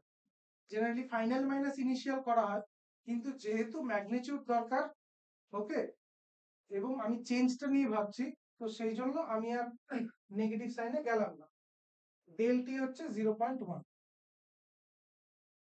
তো এখানটায় চলে আসবে হচ্ছে 3, 3 minus 0 is 3 by 0.1, তাহলে 30 এসআই তে করা হয়েছে, তাই 30 newton. Option C is the correct answer. দেখো, এটা 2024-এর 8 এপ্রিলের মর্নিং শিফটের প্রশ্ন। চলে আসছি পরের প্রবলেমটায়। A light string passing over a smooth light pulley connected to blocks of mass m1 and m2, যেখানে m2 টা বড়, if the acceleration of the system is g by root 2, then ratio of m1 m2। তো fixed পুলির যখন প্রথম প্রবলেমটা করিয়েছিলাম, সেই প্রথম প্রবলেমটায় আমি এটা দেখিয়েছিলাম যে অ্যাক্সিলারেশন হয় হচ্ছে g into difference by sum, g into difference by sum. Okay, যদি আগের ভিডিওটা কেউ না দেখে থাকো, সেই জন্যই বললাম যে আগের ভিডিওটা দেখে তারপর আজকের ভিডিওটা দেখো। তো এখানটায় বলা আছে অ্যাক্সিলারেশন কত, জি বাই রুট, অ্যাক্সিলারেশন হচ্ছে জি বাই রুট, আর এখানটায় কি আছে, g into difference by sum. m2 যেহেতু বড়, তাই m2 minus m1 by m1 plus m2, g g কেটে গেল, তাহলে m1 plus m2 is root 2 times m2 minus m1, তাহলে m1 plus m2 is equal to root 2 m2 minus root 2 m1, তাহলে m1 common নিয়ে নিলে 1 plus এই root 2 m1 টা এদিকে চলে আসলে প্লাস হয়ে যাবে, তাই root 2, আর m2 কমন নিলে রাইট সাইডে root 2 minus 1, তো রেশিওটা কি হবে, m1 is to m2, m1 by m2 রেশিওটা কি হবে, root 2 minus 1 by root 2 plus 1, root 2 minus 1 by root 2 plus 1, option C. Okay, এটা 6 এপ্রিল 2024-এর প্রশ্ন, মর্নিং শিফটে। রাখো। তো এই ধরনের প্রবলেম আমরা করেছি কি করিনি, যে এই স্ট্যান্ডার্ডের প্রবলেম আমরা করেছি কি করিনি, সেটা তো আগের ভিডিওটা দেখলেই বোঝা যাবে। তো এই ফিক্স পুলি প্রবলেম ছিল কি ছিল না। এখন এখান থেকে দু রকমের অভিযোগ হতে পারে যে এক্স্যাক্ট এই প্রবলেমটা তো হয়নি, তো পিওয়াইকিউ আজকে করাচ্ছি, বা যে প্রশ্নটা 2026-এ আসবে সেই প্রশ্নটা তো করানো হয়নি। এখন টাইম ট্রাভেলটা কি জিনিস আমি জানি, কিন্তু টাইম ট্রাভেল করতে পারি না, তো 2026-এর প্রশ্ন দিতে পারো। আর আরেকটা জিনিস হতে পারে যে না, এই ডিফিকাল্টি লেভেলের চেয়ে এর চেয়ে আরো একটু বেশি কঠিন প্রশ্ন করানো হয়েছে, সেটা আমি বলেছি লাস্ট দুটো প্রবলেম, আগের ক্লাসের লাস্ট দুটো প্রবলেম যেই মেন্সের মতন ছিল না, তার চেয়ে একটু কঠিন ছিল। দেখা যাক এর পরের প্রশ্নটা কি বলছে। A 2 kg brick begins to slide over a surface which is inclined at an angle of 45 degree with respect to horizontal axis. তো এই হরাইজন্টাল অ্যাক্সিসের সাথে 45 ডিগ্রি অ্যাঙ্গেলে একটা ইনক্লাইন প্লেন প্রথমে আমি ড্র করে ফেললাম, বেশ। আর তার উপর কি আছে, একটা 2 KG brick begins to slide over, 2 কেজির ব্রিক, এটা 2 কেজির ব্রিক সবে চলতে শুরু করেছে, starts to slide, begins to slide, তার মানে অ্যাঙ্গেল অফ রিপোজ আজকেই করলাম। তাহলে coefficient of static friction between their surfaces কত কত tan theta is equal to mu, আজকেই ছিল, এটা 45 ডিগ্রি, tan 45 হচ্ছে 1, তাহলে মিউ ইজ ইকুয়াল টু 1। দেখানো যেই 2024-এর 4th এপ্রিলের এই প্রশ্নটা এসেছিল। ওকে, তো এটা তো আজকে ক্লাসে অ্যাঙ্গেল অফ রিপোজের কনসেপ্ট করানো হলো, যে যখন জাস্ট চলতে শুরু করবে সেই অ্যাঙ্গেলটাকে, ম্যাক্সিমাম যে অ্যাঙ্গেলটার জন্য দাঁড়িয়ে থাকবে বা যে অ্যাঙ্গেলটার পরের থেকে স্লাইড করতে শুরু করবে সেই অ্যাঙ্গেলটাকে অ্যাঙ্গেল অফ রিপোজ বলে, এবং this is the mathematical expression. চলে আসছে পরের প্রবলেমে। A body of mass 2 kg moving with velocity 3 I cap plus 4 j cap meter per second enters into a constant force field of 6 Newton directed along positive z axis. Positive z axis মানে k cap, এটা আমরা ভেক্টরের ক্লাসে জানি। তার মানে যে ফোর্সটার কথা বলা হচ্ছে এই ফোর্সটা হচ্ছে 6 k cap, magnitude 6, z Axis বরাবর কাজ করছে। এবার অবজেক্টটা হচ্ছে 2 কেজি, মাস হচ্ছে 2 কেজি, তাহলে এর যে অ্যাক্সিলারেশন হবে সেটা ফোর্স বাই মাস, তার মানে 3 ভেক্টর, তাই 3 কে ক্যাপ, জেড অ্যাক্সিস বরাবর অ্যাক্সিলারেশন হচ্ছে। If the body remains in the field for a period of 5/3 seconds, then velocity of the body when it emerges from force field is, এবার ব্যাপারটা হচ্ছে যে এই ভেলোসিটিটা কোনোভাবেই এই অ্যাক্সিলারেশন দ্বারা অ্যাফেক্টেড হবে। আমি এর উপর এই কনসেপ্টটার উপরও ভেক্টরের সম্ভবত সেকেন্ড ক্লাসটা আমার এই কনসেপ্টের উপরেই শুরু হয়েছিল, যে কোনো রকম ভাবেই একটা ভার্টিক্যাল কম্পোনেন্ট হরাইজন্টাল ভেলোসিটিকে, ভার্টিক্যাল ফোর্স হরাইজন্টাল ভেলোসিটিকে অ্যাফেক্ট করতে পারে। এবং এর উপর আমাদের এসওইর তরফ থেকে একটা রিলও বেরিয়েছিল যে কোনোভাবেই ভার্টিক্যাল ফোর্স হরাইজন্টাল ভেলোসিটিকে অ্যাফেক্ট করে না, হরাইজন্টাল ফোর্স ভার্টিক্যাল ভেলোসিটিকে অ্যাফেক্ট করে। তার মানে এই যে ভেলোসিটিটা এটা আনএফেক্টেড থাকবে, 3 i cap plus 4 j cap, এটা আনএফেক্টেড থাকবে। জেড অ্যাক্সিস বরাবর কি হচ্ছে এটা ভাবা দরকার। জেড অ্যাক্সিস বরাবর যে ডিসপ্লেসমেন্টটা হবে বা পজিশনটা হবে, তো সেই ভেলোসিটিটা কি হবে, জেড অ্যাক্সিস বরাবর যে ভেলোসিটিটা সেই ভেলোসিটিটা কি হবে, সেটা হবে হচ্ছে v equal to U plus AT. কেন v equal to U plus AT, না কনস্ট্যান্ট অ্যাক্সিলারেশন তো। তো ইউ কত ছিল, জেড অ্যাক্সিস বরাবর কোনো ভেলোসিটি ছিলই না, কোনো কে ক্যাপ নেই। ওকে, প্লাস অ্যাক্সিলারেশন কত, 3। আচ্ছা, টাইম কত নিচ্ছি, 5/3 সেকেন্ড, তো 5/3। ওকে, তাহলে জেড অ্যাক্সিস বরাবর যে ভেলোসিটিটা এখন জেনারেটেড হলো দ্যাট ইজ 5 কে ক্যাপ। তাহলে এর সাথে একটা নতুন কিছু অ্যাড হবে, সেটা হচ্ছে 5 কে ক্যাপ। তো এই যে 5 কে ক্যাপ এইটা হচ্ছে ফোর্সের জন্য, এইটুকুন আগের থেকেই ছিল, 3 i ক্যাপ প্লাস 4 j। ওকে, তো 3 i cap plus 4 j cap plus 5 K cap, option D is the correct one. 2025 2025-এ এই প্রশ্নটা এসেছিল, ঠিক আছে, দেখা যাক। 2025 সম্বন্ধে আমি একটু অবজেসড হয়ে গেছি, 2025 সে পাস আউটরা কি কি সব বলছে টলছে।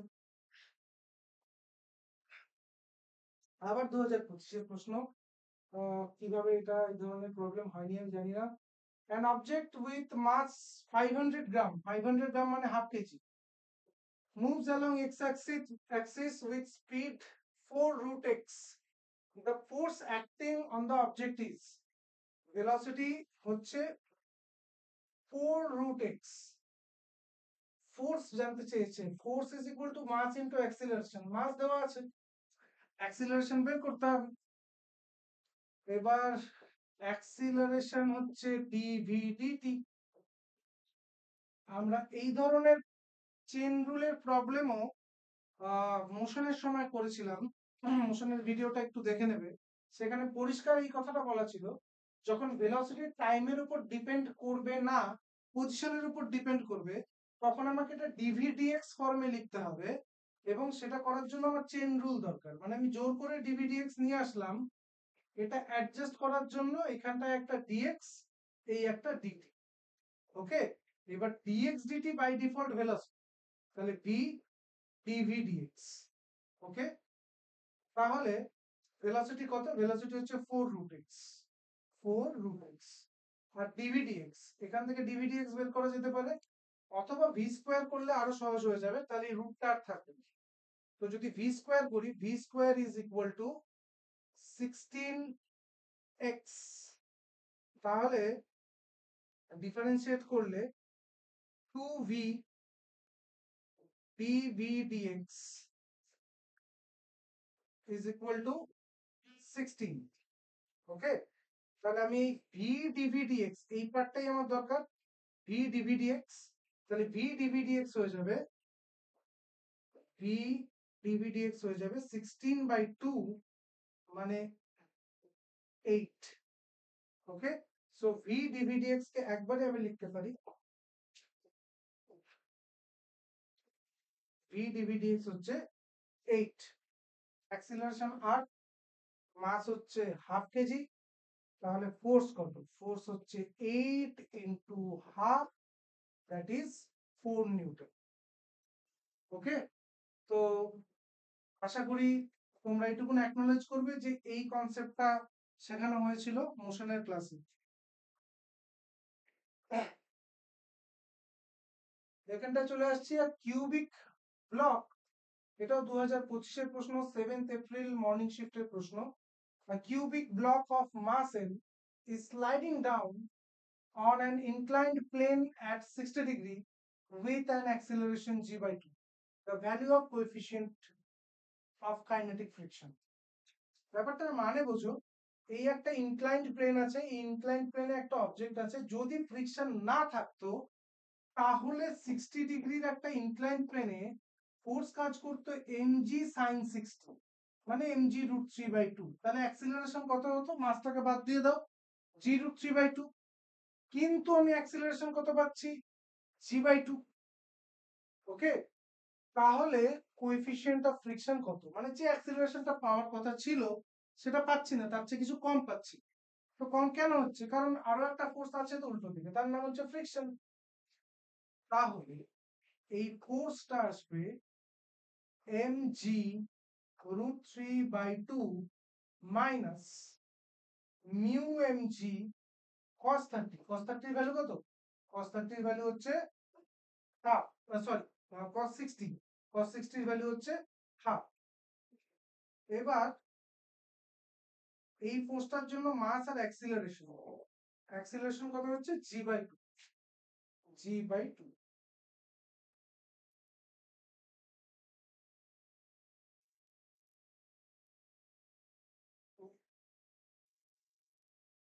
ওকে, তো এখান থেকে mg/2 mg/2 mg/2 কেটে গেল, লেফট সাইডে 1 পড়ে যাচ্ছে, এখানে থাকছে হচ্ছে √3 minus mu.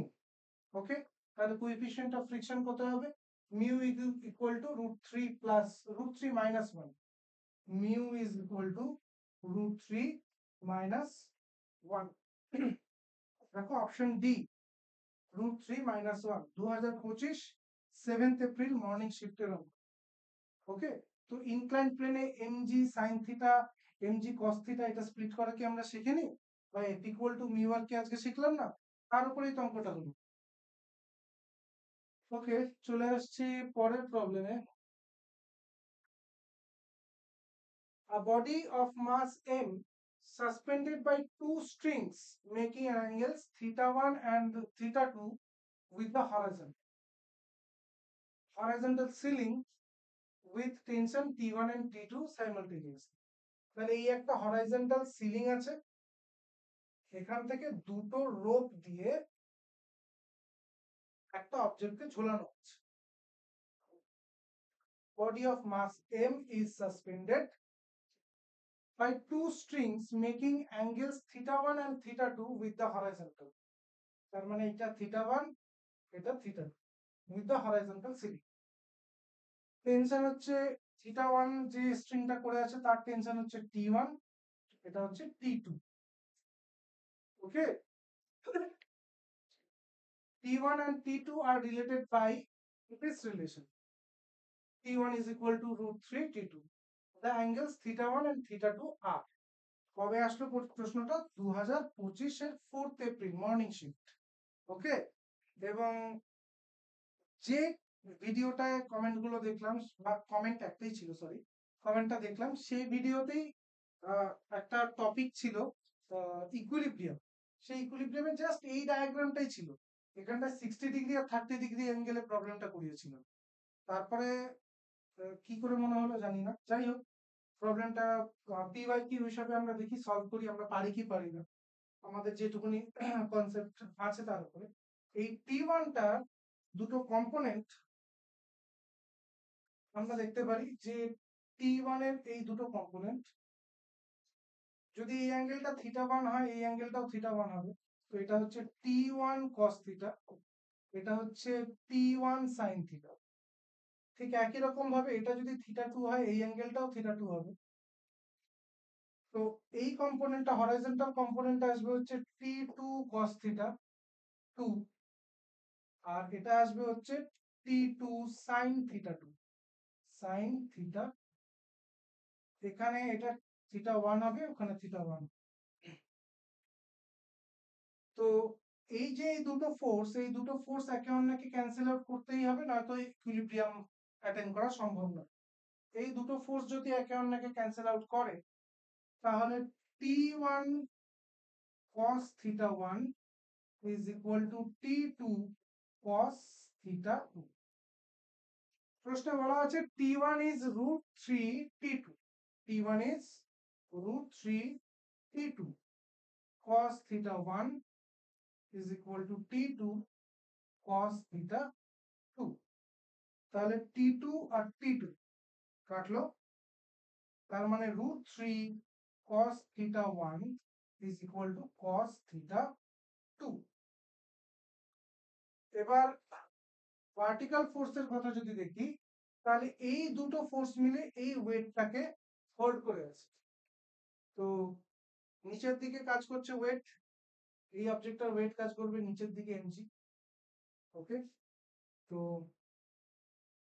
mg is equal to T1 sin θ1, T1 sin θ1 plus T2 sin θ2। ওকে, তো এখানে যদি T1 এর ভ্যালুটা পুট করি, T1 এর ভ্যালু হচ্ছে root 3 T2, root 3 T2 আর sin θ1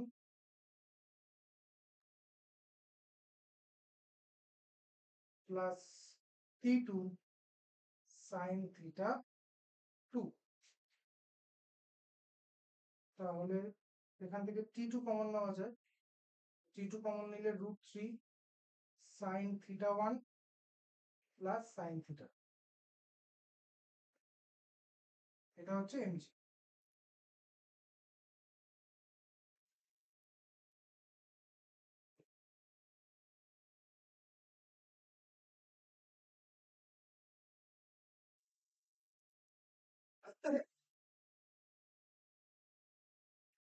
এখান থেকে cos θ1 by cos θ2 যে রিলেশনটা আসছে, cos θ1 by cos θ2 is equal to 1 by root 3। দেখো cos θ1 by cos θ2 is 1 by root 3। এবার এই রিলেশনটা কোথায় হয়? 60 ডিগ্রি আর 30 ডিগ্রিতে হয়। cos 60 ডিগ্রি is half, আর cos 30 degree is root 3 by 2। তার মানে cos 30 এর ভ্যালুটা cos 60 root 3 টাইমস। তো আমরা বলতে পারি যে cos 60 তাহলে নিচে থাকবে, cos 30 sorry cos 60 by cos 30, cos 60 by cos 30 যদি করি, তাহলে আমরা এখানটায় 1 by root 3 পেয়ে যাব। ওকে, আর এখানে 1 by root 3 আছে রেশিওটা। তাহলে θ1 হচ্ছে 60 ডিগ্রি, θ1 হচ্ছে 60 ডিগ্রি, θ2 হচ্ছে 30 ডিগ্রি। θ1 হচ্ছে 60°, θ2 হচ্ছে 30°। এবার এই θ1 আর θ2 যদি এখানটা পুট করা যায় তাহলে কি আসবে? তাহলে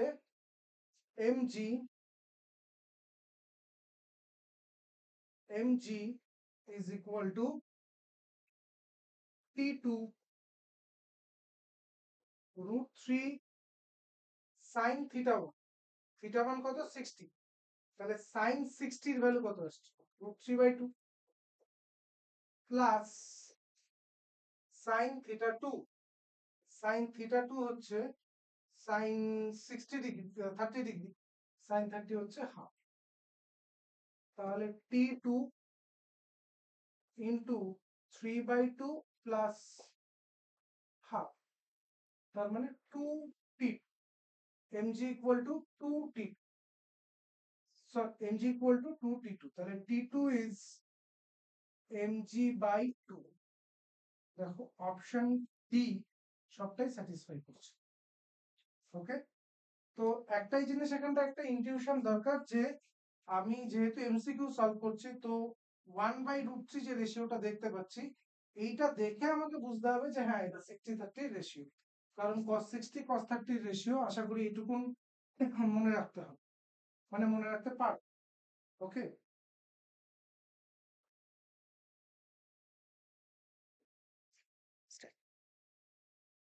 তো এরপর আমরা পরের প্রবলেমটা আসছি। দেখো, a block of mass 1 kg moving along x-axis with speed vi 10 meter per second। vi বলতে এখানে ইনিশিয়াল ভেলোসিটি বলে বলা হয়েছে। enters a rough region ranging from x equal to 0.1 to 1.9। The retarding force acting on the block in this range is F equal to kr into n। k এর value হচ্ছে 10 Newton per metre, তো এটা k হবে, হ্যাঁ, k into n। Then the final speed of the block as it crosses rough region। মানে এইরকম একটা surface ছিল, এর এইরকম একটা জায়গায় একটা রিজিয়নে রাফনেস আছে বা ফ্রিকশন আছে। এই ফ্রিকশনটা কোথা থেকে শুরু হচ্ছে? x ইকুয়াল টু 0.1 থেকে শুরু হচ্ছে, কত অবধি আছে? 1.9 অবধি আছে। তাহলে এইখানটায় এইটুকুন জায়গা যখন যাচ্ছে, তো আগে ভেলোসিটি ছিল 10 মিটার পার সেকেন্ড, যখন এই জায়গাটাকে ক্রস করবে তখন ভেলোসিটি কত হবে? তো এটা মেইনলি ওয়ার্ক এনার্জির একটা প্রবলেম, ওয়ার্ক এনার্জি থিওরেমের উপর প্রবলেম। যেহেতু আমরা এখনো ওয়ার্ক এনার্জি থিওরেম পড়িনি, তাই একবার ভেবেছিলাম যে না এই প্রবলেমটা ইনক্লুড করবো না, কিন্তু এই জায়গাটা ফ্রিকশনের সাথে রিলেটেড, তো এটা ফ্রিকশনের আন্ডারে আসে। ফ্রিকশন এবং ওয়ার্ক এনার্জি থিওরেম দুটো মিলেই প্রবলেমটা আসছে, তো সেটা দেখা যায়। এখানটায় ওয়ার্ক এনার্জি থিওরেম হলেও এমন না যে ওয়ার্ক ফর এনার্জি না জানলে আমরা এটা করতে পারবো। এখানটায় একটা কাইনেটিক এনার্জি আছে। ফ্রিকশন কি করে? রিলেটিভ ভেলোসিটিকে কমানোর চেষ্টা করে, তো কিছুটা হলেও কাইনেটিক ফ্রিকশনের জন্য কি হবে? কাইনেটিক এনার্জি খানিকটা হলেও কমবে, ভেলোসিটি কমবে, কাইনেটিক এনার্জি কমবে। তো এখানটায় একটা কিছু কাইনেটিক এনার্জি নিয়ে বেরো। তো ফ্রিকশন যতটা কাজ করছে ততটাই কাইনেটিক এনার্জি চেঞ্জ হবে। ওকে, তো ফ্রিকশন কতটা কাজ করছে? ফ্রিকশন যে কাজটা করছে সেটা হচ্ছে ওয়ার্ক ডান হচ্ছে ফোর্স ইনটু ডিসপ্লেসমেন্ট। ভেরিয়েবল ফোর্সের সময় আমরা এফ ডট ডিএক্স এরকম বলি। লিমিটটা কত? লিমিটটা হচ্ছে 0.1 থেকে 1.9 পর্যন্ত। এক্স এর ভ্যালু হচ্ছে 0.1 থেকে 1.9 পর্যন্ত। ফোর্সটা কত? ফোর্সটা হচ্ছে কে ইন্টু এন। আচ্ছা, N stands for newton, so K আর ইন্টু এন।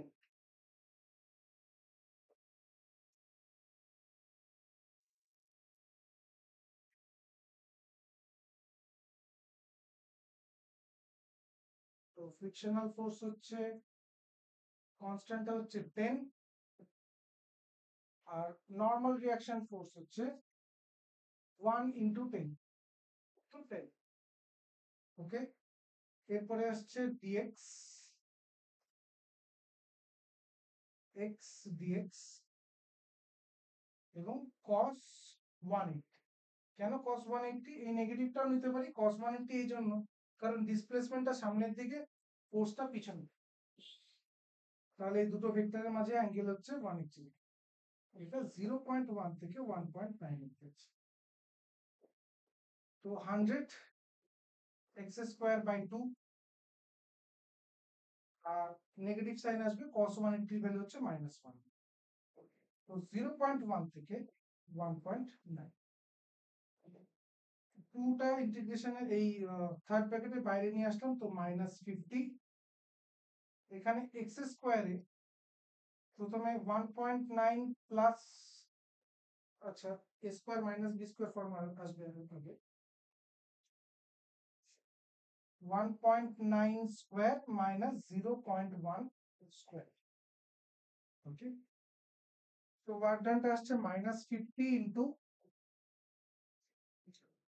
এটা এ স্কোয়ার মাইনাস বি স্কোয়ার ফর্মে আছে, তো আমি এটাকে লিখতে পারি 1.9 into, sorry 1.9 plus 0.1 plus 0.1 into 1.9 minus 0.1, তাহলে 50,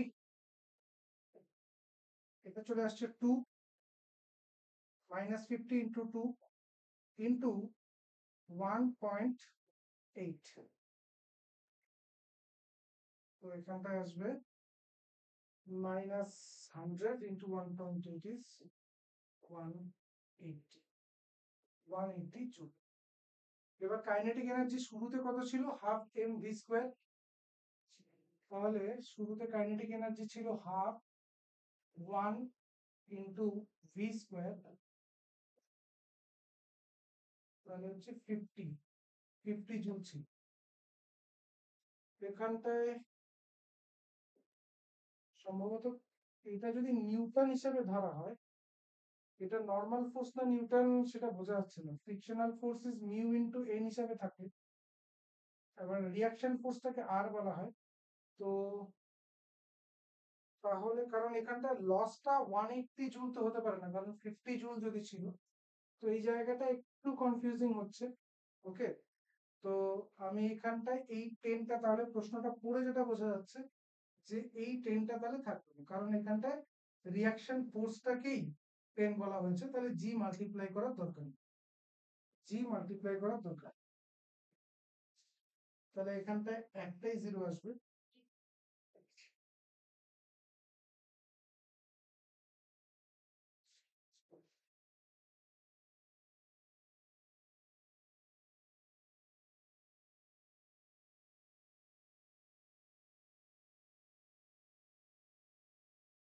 ঠিক? তো এখানটায় -18 জুল। তো work done by frictional force is -18 joule. তো 50 জুল এনার্জি ছিল, 18 জুল লস হয়ে গেল ফ্রিকশনের জন্য, তাহলে কত জুল এনার্জি পড়ে থাকলো?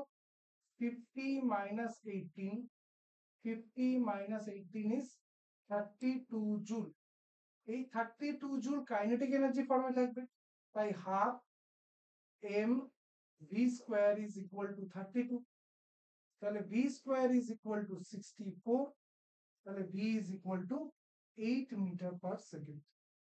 ওকে, দেখেন এই রিজিয়ন থেকে যখন বেরোবে তখন অবজেক্টের ভেলোসিটি হবে 8 মিটার পার সেকেন্ড। চলে আসছি পরের প্রবলেমে। এটাও 2025-এর 2 এপ্রিলের ইভিনিং শিফটের প্রশ্ন। এখানটা একটা ডায়াগ্রাম দেওয়া হয়েছে, এই ডায়াগ্রামে দেখতে পাচ্ছি আমরা, এটা এই প্রবলেমটাও ইকুইলিব্রিয়ামের সময়, আগের ভিডিওতে ইকুইলিব্রিয়ামের টপিকে এই প্রবলেমটাই আমরা করেছিলাম। তো এখানটায় থাকবে দেখো T1 cos 60, আর এখানটা থাকবে হচ্ছে T1 sin 60। এদিকে আসবে T2 cos 30, আর এখানটা আরেকটা আসবে T2 সাইন 30। এরা দুজন মিলে ওয়েটকে নালিফাই করবে, আর এরা দুজন ইকুয়াল হবে যদি ইকুইলিব্রিয়ামে থাকতে হবে। প্রশ্নটাই বললো body of mass 1 kg is suspended with the help of two strings making angles as shown in the figure. Magnitudes of tensions T1 and T2 respectively কত? যেখানে g এর ভ্যালু 10 বলা আছে, তো এখানে T1 cos 60, T1 cos 60, cos 60 হচ্ছে half, is equal to T2 cos 30, T2 cos 30, cos 30 is root 3 by 2, তাহলে T1 is equal to root 3 T2, T1 is equal to root 3 T2, আর যেহেতু মাসটা 1 KG, জি এর value 10, তাহলে mg is equal to 1 into 10 is 10 Newton. তাহলে এখানে T1 sin 60, T1 sin 60 হচ্ছে root 3, sin 60 হচ্ছে root 3 by 2 plus T2 sin 30, sin 30 হচ্ছে half, এরা দুজন মিলে ইকুয়েট করছে কাকে? 10 নিউটন, 10 নিউটন। ওকে, তাহলে T1 কে আমরা রিপ্লেস করতে পারি root 3 T2, root 3 into T2, তার মানে 3 T2 by 2 plus T2 by 2 equal to 10, তাহলে 4 T2 by 2 equal to 10, তাহলে T2 is equal to 5, T2 is equal to 5 Newton. এখানে 1.5 আর এখানে 1, তাহলে 2T2 is 10, 2T2 যদি 10 হয় তাহলে T2 হচ্ছে 5 নিউটন। আর T2 যদি 5 নিউটন হয়, এই ইকুয়েশনটায় বসালে T1 এর ভ্যালু আসবে হচ্ছে 5 root 3 নিউটন। ওকে, তো T1 এবং T2 এই দুটোই ভ্যালু আমরা বের করে ফেলতে পারি। চলে আসছে পরের প্রবলেমটায়। এর পরের প্রবলেমটা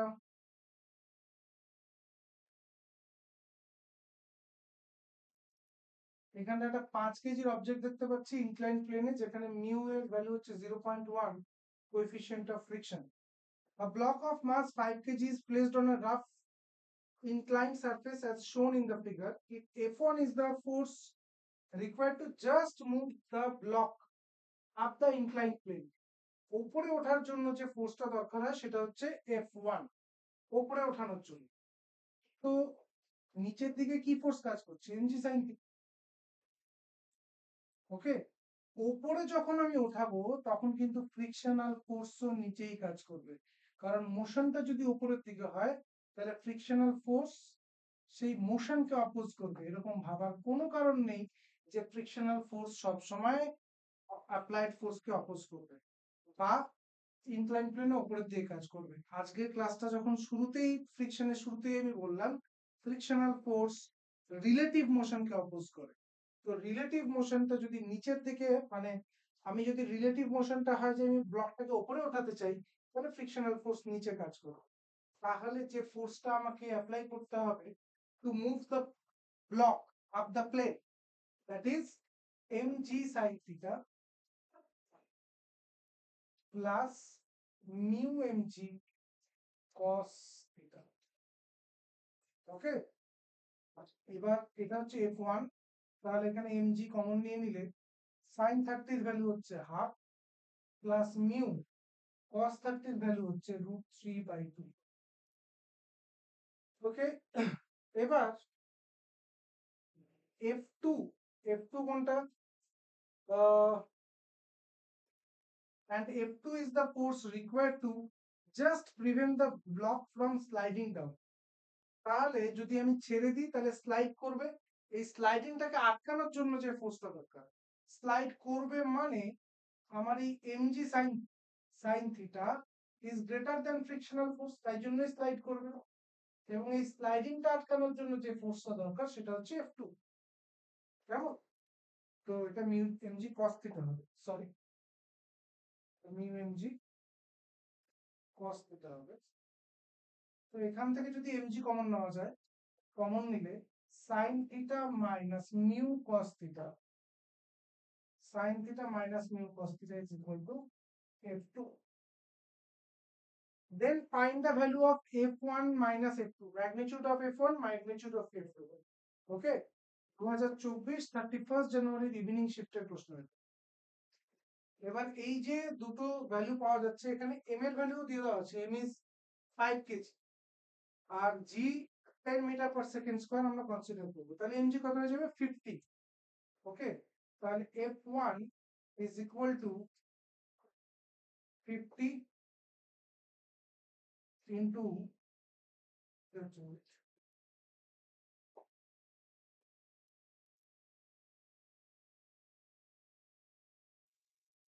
f1 এর ভ্যালুটা এই লাইনেই বের করে নেওয়া যাবে, 50 into হাফ প্লাস মিউ হচ্ছে 0.1 into √3/2। এখান থেকে আবার হাফ কমন নেওয়া যায়, হাফ কমন নিলে 25 হয়ে যাবে, তাহলে 1 প্লাস √3 এর ভ্যালু হচ্ছে 1.732, তাহলে 0.1732 এরকম কিছু একটা আসবে। ওকে, 25 হাফ কমন নিয়ে নিলে আর 1 প্লাস 0.1 আছে, তাই √3 এর সাথে মাল্টিপ্লাই করলে 0.173। এখানে যদি একই কাজ করি, 50 sin 30 এর ভ্যালু হচ্ছে হাফ মাইনাস 0.1 ইন্টু cos 30 এর ভ্যালু হচ্ছে √3/, তাহলে that is f2। তো f2 is equal to, এই হাফটা বাইরে চলে আসলে 25, খালি এখানটায় আসবে 1 মাইনাস 0.1732। ওকে, তো f1 মাইনাস f2 কত হবে, f1 মাইনাস f2, এদের যদি ম্যাগনিটিউডটা আমরা দেখি, এই ম্যাগনিটিউডটা কত হবে, এখানে ম্যাগনিটিউডই বের করা হচ্ছে, সব সব এখানে f1 f2 এর ম্যাগনিটিউডই বের করা হয়েছে। তো 25 কমন নেওয়া যাবে, 25 কমন নিলে 1 প্লাস 0.173 বা 0.17 অবধি লেখা যেতে পারে, মাইনাস 1 মাইনাস আছে প্লাস 0.17। তো এই 1 আর এই 1 কেটে গেল, 0.17 0.17 0.34, so 25 into 0.34 অ্যাপ্রক্সিমেটলি এই ভ্যালুটা আসবে। অ্যাপ্রক্সিমেটলি এই জন্য বললাম কারণ ডেসিমেলের পরে দুটো ঘর নিয়েছি, তোমরা চাইলে 1.732 ধরে 0.1732 করতে পারো। ওকে, তো এটা ছিল 2024-এর প্রশ্ন। চলে আসছি পরের প্রবলেমটায়। এটা 2024-এর 30th জানুয়ারির প্রবলেম। কি বললো, block of mass m is placed on a surface having vertical cross section given by y equal to x square by 4। এরকম কোন একটা সারফেস আছে, তার ইকুয়েশন হচ্ছে y is equal to x square by 4। if coefficient of friction is 0.5, mu হচ্ছে 0.5, the maximum height above the ground at which maximum height above the ground, এটা ground ধরলাম, at which block can be placed without slipping, যদি slip না করে তার জন্য condition হচ্ছে tan theta is equal to mu। এখানে মিউ এর ভ্যালু তো আমরা জানি, tan theta কি করে বের করা যায়, দেখো dy dx স্লোপ, আর স্লোপ হচ্ছে tan theta, তো স্লোপ কত আসবে 2x by 4, that is x by 2, so x by 2 is equal to mu is 0.5, that is half, তাহলে x এর ভ্যালু কত আসবে, x এর ভ্যালু আসবে হচ্ছে 1, x equal to 1, R x equal to 1 হলে হাইটটা কত, y equal to কত হবে 1 স্কয়ার বাই 4, মানে 1/4। So at y equal to 1/4 আমরা অবজেক্টটাকে প্লেস করতে পারি which is the maximum height, যেখান থেকে অবজেক্টটা কি করবে, স্লাইড করবে না। তো এই হাইটটা কত হতে পারে, এই হাইটটা হতে পারে 1/4। ওকে, দেখে নাও প্রবলেমটা। এখানে অ্যাকচুয়ালি ডিফারেন্সিয়েশনের কনসেপ্টটা লাগবে, যে স্লোপ, যে ডিওয়াইডিএক্স যে স্লোপ হয়, এই কনসেপ্টটা তুমি জানো কি। তারপরে কিন্তু আর মানে এখানে ফিজিক্সের থেকে আমার মনে হয় যে অঙ্কের কনসেপ্টটা বেশি important.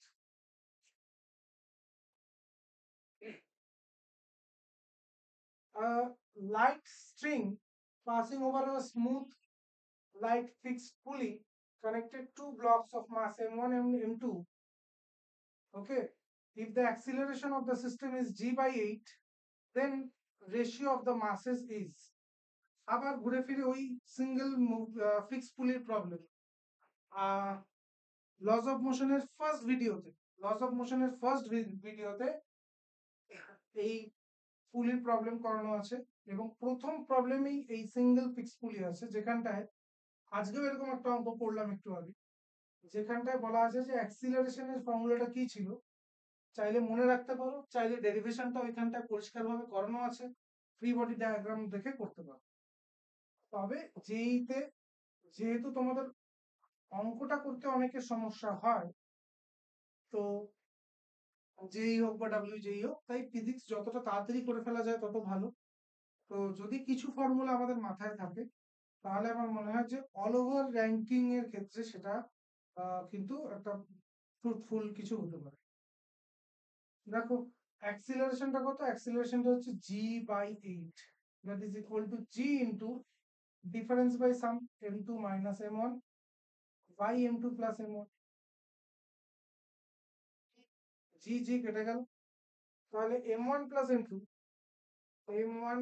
m2 is equal to 8m2 minus 8m1। এবার এইখানটায় 9m1 হয়ে যাবে যদি আমি 8m1টাকে বাঁদিকে নিয়ে আসি, that is equal to 7m2। So m1 is to m2 equal to 7 is to 9।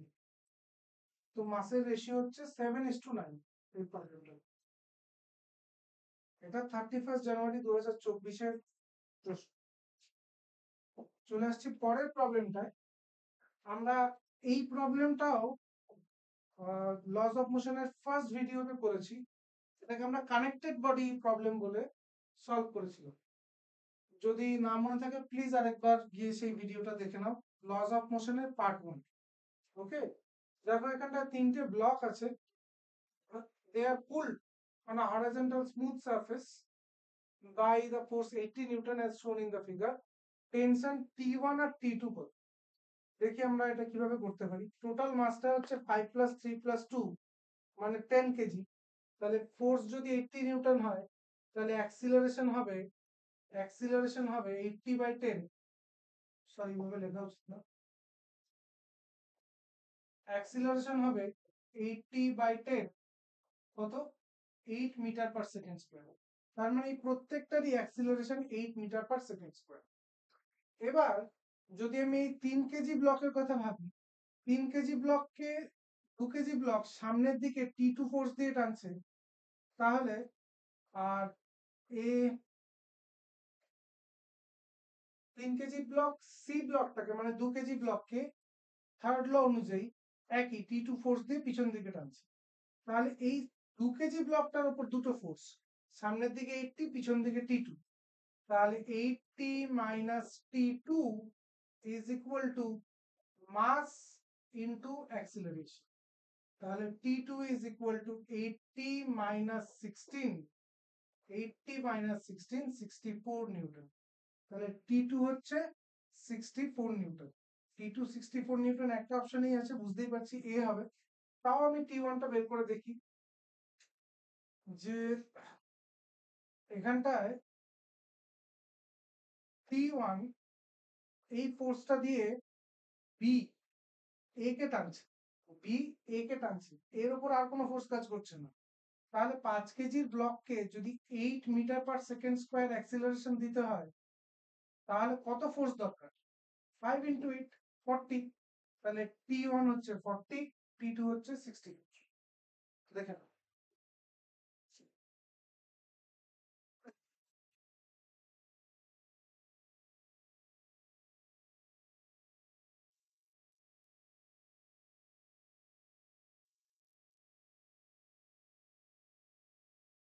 তারপর এই প্রবলেমটা, এটাও 2024-এ 30th জানুয়ারির প্রবলেম, মর্নিং শিফটে।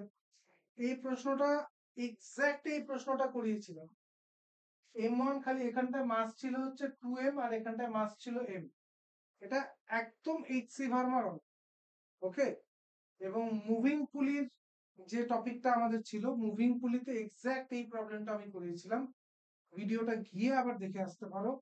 তো এখানটায় ধরছি যে টেনশন এখানটায় টি, এখানটায় টি, এখানটায় টি। কনস্ট্যান্ট ইকুয়েশন অনুযায়ী কি হচ্ছে, যদি অ্যাক্সিলারেশন, এখানকার অ্যাক্সিলারেশন এ হয়, এখানকার অ্যাক্সিলারেশন এ হয়, তাহলে এখানকার অ্যাক্সিলারেশন হবে 2a। যদি ভুলে গিয়ে থাকো বা আগের ভিডিও না দেখে থাকো, আমি সাজেস্ট করব প্লিজ কনস্ট্যান্ট ইকুয়েশন বা মুভিং পুলির ভিডিওটা আরেকবার দেখে নাও। তবে এখানে আরেকবার বলে দিচ্ছি, যদি এই ব্লকটাকে 1 সেন্টিমিটার নিচে নামানো হয়, এই পুলিটা 1 সেন্টিমিটার নিচে নামবে। এই পুলি যদি 1 সেন্টিমিটার নিচে নামে, রোপ এদিক থেকে 1 সেন্টিমিটার, এদিক থেকে 1 সেন্টিমিটার নামবে। কিন্তু এখান থেকে 1 সেন্টিমিটার নামা সম্ভব নয়, তাই এই দিক থেকেই 1 সেন্টিমিটার নিজের জন্য এবং 1 সেন্টিমিটার এই সাইডটার জন্য নামবে। তো এখান থেকে সাপ্লাই হবে 2 সেন্টিমিটার। এখান থেকে যদি 2 সেন্টিমিটার সাপ্লাই হয়, সাপ্লাইটা তো হচ্ছে এদিক থেকে, তাহলে এখান থেকে ব্লকটা উঠবে 2 সেন্টিমিটার। তো এটা ছিল ডিসপ্লেসমেন্টের রেশিও, ভেলোসিটির রেশিও, অ্যাক্সিলারেশনের রেশিও। তাই এইটার অ্যাক্সিলারেশন 4 কেজির অ্যাক্সিলারেশন যদি এ হয়, 2 কেজির অ্যাক্সিলারেশন হবে 2a। ওকে, তো এই পার্টটা মুছে দিচ্ছি যাতে ফ্রি বডি ডায়াগ্রামটা আমরা ড্র করতে পারি। ফ্রিকশন নেই, তো এখানটা শুধুমাত্র mg sin 30 down the plane কাজ করবে। এখানে একটাই টেনশন আছে টি, এখানে একটা টেনশন টি, এখানে একটা টেনশন টি, টোটাল টেনশন এখানটায় 2t। এখানটায় ওয়েট কাজ করছে 4g, আর এখানটায় তো বললাম 2g/2, এরকম ভাবে বলতে পারো, যেহেতু মাসটা 2, তো 2g/2 মানে mg sin থিটা। তাহলে যদি এই ব্লকটা 2 কেজি ব্লকটার জন্য ভাবি, তাহলে টেনশন ডমিনেট করছে কারণ অবজেক্ট উপরের দিকে উঠছে। p minus g, p minus g is equal to mass into, mass হচ্ছে 2, অ্যাক্সিলারেশন হচ্ছে 2a। আর যদি এই ব্লকটার কথা ভাবি, 4 কেজির যে ব্লকটা, সেখানে 4g ডমিনেট করছে কাকে, 2t কে। তাহলে 4g মাইনাস 2t, তাহলে minus 2t plus 4g is equal to mass into acceleration. Mass কত, 4, অ্যাক্সিলারেশন কত, a। ওকে, এবার টেনশনটাকে এলিমিনেট করার জন্য আমি এখানটা 2 মাল্টিপ্লাই করলাম, 2 মাল্টিপ্লাই করলাম, এখানে আরেকটা 2 মাল্টিপ্লাই, তাহলে 2t 2t কাটলো, 4g মাইনাস 2g হচ্ছে 2g, that is equal to 2 two যা 4, 2 যা 8, 8 প্লাস 4 হচ্ছে 12, 12a। So g is equal two 12a/2, তার মানে 6a। অ্যাক্সিলারেশন কত আসবে, অ্যাক্সিলারেশন আসছে g/6। আর 2a অ্যাক্সিলারেশন, তার অ্যাক্সিলারেশন জানতে চাওয়া হয়েছে 2 কেজি ব্লকে। 2 কেজি ব্লকের অ্যাক্সিলারেশন কত, 2a। তাহলে 2a is equal to g/3, g/3, option D. Okay, দেখে নাও, এক্সাক্ট এই প্রবলেমটাই আমরা লস অফ মোশনে কিন্তু করেছিলাম।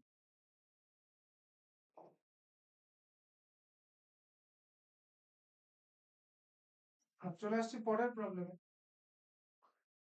এটা 2025-24, এবার 2023-এর প্রবলেম। বলছে একটা position vector of a particle at time t is given by this direction of the net force। দেখো, ডিসপ্লেসমেন্টকে যদি বা পজিশনকে যদি ডিফারেন্সিয়েট করি, আমরা ডিফারেন্সিয়েট করলে আমরা পাবো ভেলোসিটি। ভেলোসিটিতে কি হবে, এটার পাওয়ার, এটা 0 হয়ে যাবে 7k ক্যাপ, কারণ কনস্ট্যান্ট। 10t, এটা হয়ে যাবে 10, একমাত্র 15t স্কোয়ারে ডিফারেন্সিয়েশনে t পড়ে থাকে। তারপরে যদি আবার ডিফারেন্সিয়েট করি, তাহলে অ্যাক্সিলারেশনটা পাওয়া যাবে তো অ্যাক্সিলারেশনটা দেখো একমাত্র এই টার্মটাই কন্ট্রিবিউট করবে, কারণ এখানটায় টি স্কোয়ার আছে এবং সেটা কত হবে, সেটা হবে হচ্ছে 30। তো অ্যাক্সিলারেশন যেদিকে, ফোর্স নিশ্চয়ই সেদিকেই কাজ করবে, তাহলে এটা কোন দিকে, 30 J cap along Y axis, positive Y axis, option B.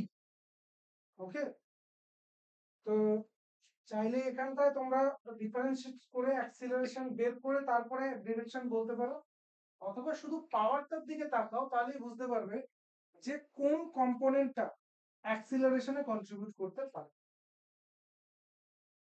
দেখে নাও, চলে আসছি তারপরে পরের প্রবলেমে। এখানটা চারটে গ্রাফ দেওয়া হয়েছে, চারটে গ্রাফ দিয়ে বলা হচ্ছে যে এরা ফোর্স আর time, force versus time graph, highest impulse কোথায় পাওয়া যাবে। ইম্পালস, এটাও লাস্ট ভিডিওতে লাস্ট টপিক ছিল হচ্ছে ইম্পালস, এবং ইম্পালসের সরি সেকেন্ড লাস্ট টপিক ছিল হচ্ছে ইম্পালস, এবং ইম্পালসের নোটসটায় বা যেটা মেটেরিয়াল ছিল সেখানটায় দেখবে বলা ছিল area under the curve, area under the FT curve is impulse বা চেঞ্জ ইন মোমেন্টাম। তো এখানটায় যদি আমরা এরিয়া গুলো ক্যালকুলেট করি, হাফ ইন্টু সবকটার মধ্যেই না, হাফ সবকটায় থাকবে না, তো দেখা যাক হাফ ইন্টু 0.5 হচ্ছে হাফ, ইন্টু 1, তার মানে এটার এরিয়া হচ্ছে 1/4। এখানটায় কত হচ্ছে, হাফ ইন্টু 2 মানে 1। আচ্ছা, এটার এরিয়া কত হবে, half into 0.75 is 3/4 into 1, that is 3/8। এখানটায় একটা ট্রায়াঙ্গেল আছে, তাহলে কত হচ্ছে, হাফ ইন্টু 0.5 মানে হাফ, আর এই বেসটা হচ্ছে 2, 2.0, তার মানে হচ্ছে হাফ। তাহলে কি কি পেলাম, 1/4, 1, 3/8 and হাফ। সবচেয়ে বড় কত, 1, তার মানে option B, figure B is the correct answer, যেখানে ম্যাক্সিমাম ইম্পালস পাওয়া যাচ্ছে, maximum area represents maximum impulse. Okay,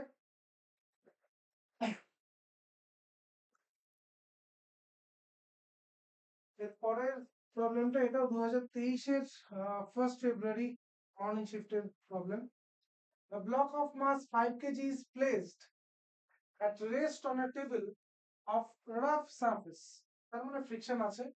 Now if a force of 30 Newton is applied in the direction of parallel to the surface to the table, তাহলে এরকম একটা table আছে, টেবিলের উপর একটা ব্লক আছে 5 কেজির, এবং হরাইজন্টালি একটা 30 নিউটন ফোর্স অ্যাপ্লাই করা হচ্ছে। The block slides through a distance of 50 meter in an interval of 10 second, 10 সেকেন্ডে 50 মিটার ট্রাভেল করে, তাহলে কোএফিসিয়েন্ট অফ কাইনেটিক ফ্রিকশন কত। ওকে, তো একটা অবজেক্ট, যদি আমি মাস জানি, ফোর্স জানি, তাহলে তো অ্যাক্সিলারেশন বেরিয়ে যাবে। অ্যাক্সিলারেশন বেরোলে s equal to UT plus half এটি স্কোয়ার করলে ডিসপ্লেসমেন্টও বেরোবে। কিন্তু অদ্ভুত ব্যাপার, এখানে টাইমও দেওয়া আছে, ডিসপ্লেসমেন্টও দেওয়া আছে। কেন, কারণ এখানে তুমি ফোর্স বাই মাস করে অ্যাক্সিলারেশন পাবে না। কেন পাবে না, কারণ এটা নেট ফোর্স নয়, এখানটা তো ফ্রিকশনও আছে যেটা জানি না। সেই জন্য আমরা এর ঠিক উল্টো কাজটা করব, মানে আমরা অ্যাক্সিলারেশন বের করব, বের করে নেট ফোর্স দিয়ে ফ্রিকশনাল ফোর্সটা বের করার চেষ্টা করব। তাহলে এখানটা অ্যাক্সিলারেশন কত, না ডিসপ্লেসমেন্ট হয়েছে 50, কতক্ষণে হয়েছে, না ইউটি রেস্টে ছিল, তো ইউটি 0, তো half acceleration into T square, T square হচ্ছে 10 square. Okay, so 50 is equal to 100/2 হচ্ছে 50 ইন্টু এ, তাহলে a is equal to 1। So acceleration কত হচ্ছে, অ্যাক্সিলারেশন হচ্ছে 1। তাহলে নেট ফোর্স কত, একটা অবজেক্টের অ্যাক্সিলারেশন 1, মাস 5 কেজি, তাহলে নেট ফোর্স হচ্ছে 5 ইন্টু 1, 5 নিউটন। ওকে, কিন্তু আমি তো 30 নিউটন দিয়েছিলাম, সেটাকে 5 নিউটন কে করে দিল, ফ্রিকশন। তাহলে ফ্রিকশনাল ফোর্স কত হবে, 30 মাইনাস 5, 25 নিউটন।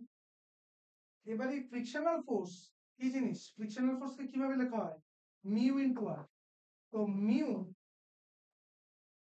মিউটাই আমি জানতে চাই।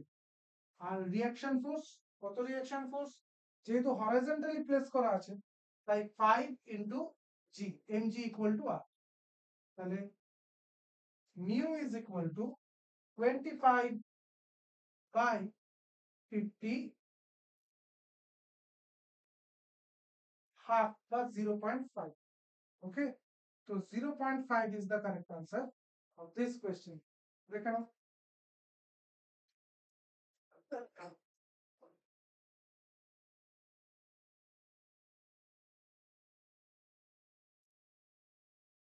তো এই মোটামুটি আমরা পি বাই কিউ সলভ করলাম, এবং আমি এবার তোমাদের উপর ছাড়ছি যে আমরা লাস্ট ক্লাসে ফোর্সের ওপরে এবং আজকে ফ্রিকশন যেটুকুনি থিওরি পড়লাম সেই নলেজের উপর বেস করে আমরা কি 2023-24-25-এর প্রবলেমগুলো সলভ করতে পারলাম, নাকি আজকে আমি প্রবলেম সলভ করার সময় এমন কোনো টেকনিক, এমন কোনো নলেজ ইন্ট্রোডিউস করলাম যেটা আমি আগে করিনি। যদি যেটুকুন শিখিয়েছি তার উপর বেস করে গত 3 বছরের প্রবলেম সলভ করা যায়, তাহলে সেই কনসেপ্টের উপর বেস করে তোমরা 2026-এর প্রবলেমও সলভ করতে পারবে। 2026-এ যেই একটা আলাদা রকম পেপার বানাবে কারণ এই বছর আমরা পড়াচ্ছি, এমনটা আমরা বোধহয় এতটা ইম্পর্টেন্ট এখনো হয়নি। ওকে, তাই বলবো যে ভরসা রাখো, এবং ভরসা করার যথেষ্ট কারণ বোধহয় আমরা এতদিনে তৈরি করতে পেরেছি অ্যাজ এ টিম। ভালো লাগলে প্লিজ শেয়ার করো, এবং লাইক করো, সাবস্ক্রাইব করো আমাদের চ্যানেল। যখন যে ভিডিও আসবে সেই নোটিফিকেশনটা তোমাদের কাছে পৌঁছে যাবে। আর কি করলে তোমাদের আরেকটু ভালো হবে বা তোমাদের পড়াশোনার ক্ষেত্রে সুবিধা হবে সেই সাজেশন দাও। যদি কোনো রকম সত্যিকারের সমস্যা হয় সেই জিনিসটাও বলো, সেই জিনিসটা কমেন্টে জানাও, সেটাও নিশ্চয়ই অ্যাড্রেস করা হবে।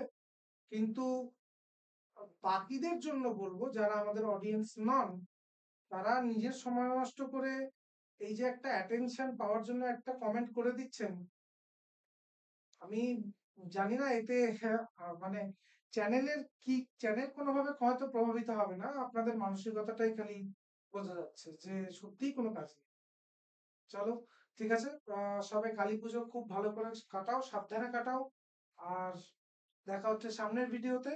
ইউনিফর্ম সার্কুলার মোশন এবং নন ইউনিফর্ম সার্কুলার মোশন, এই দুটো জিনিস আমরা সামনের ভিডিওতে করব।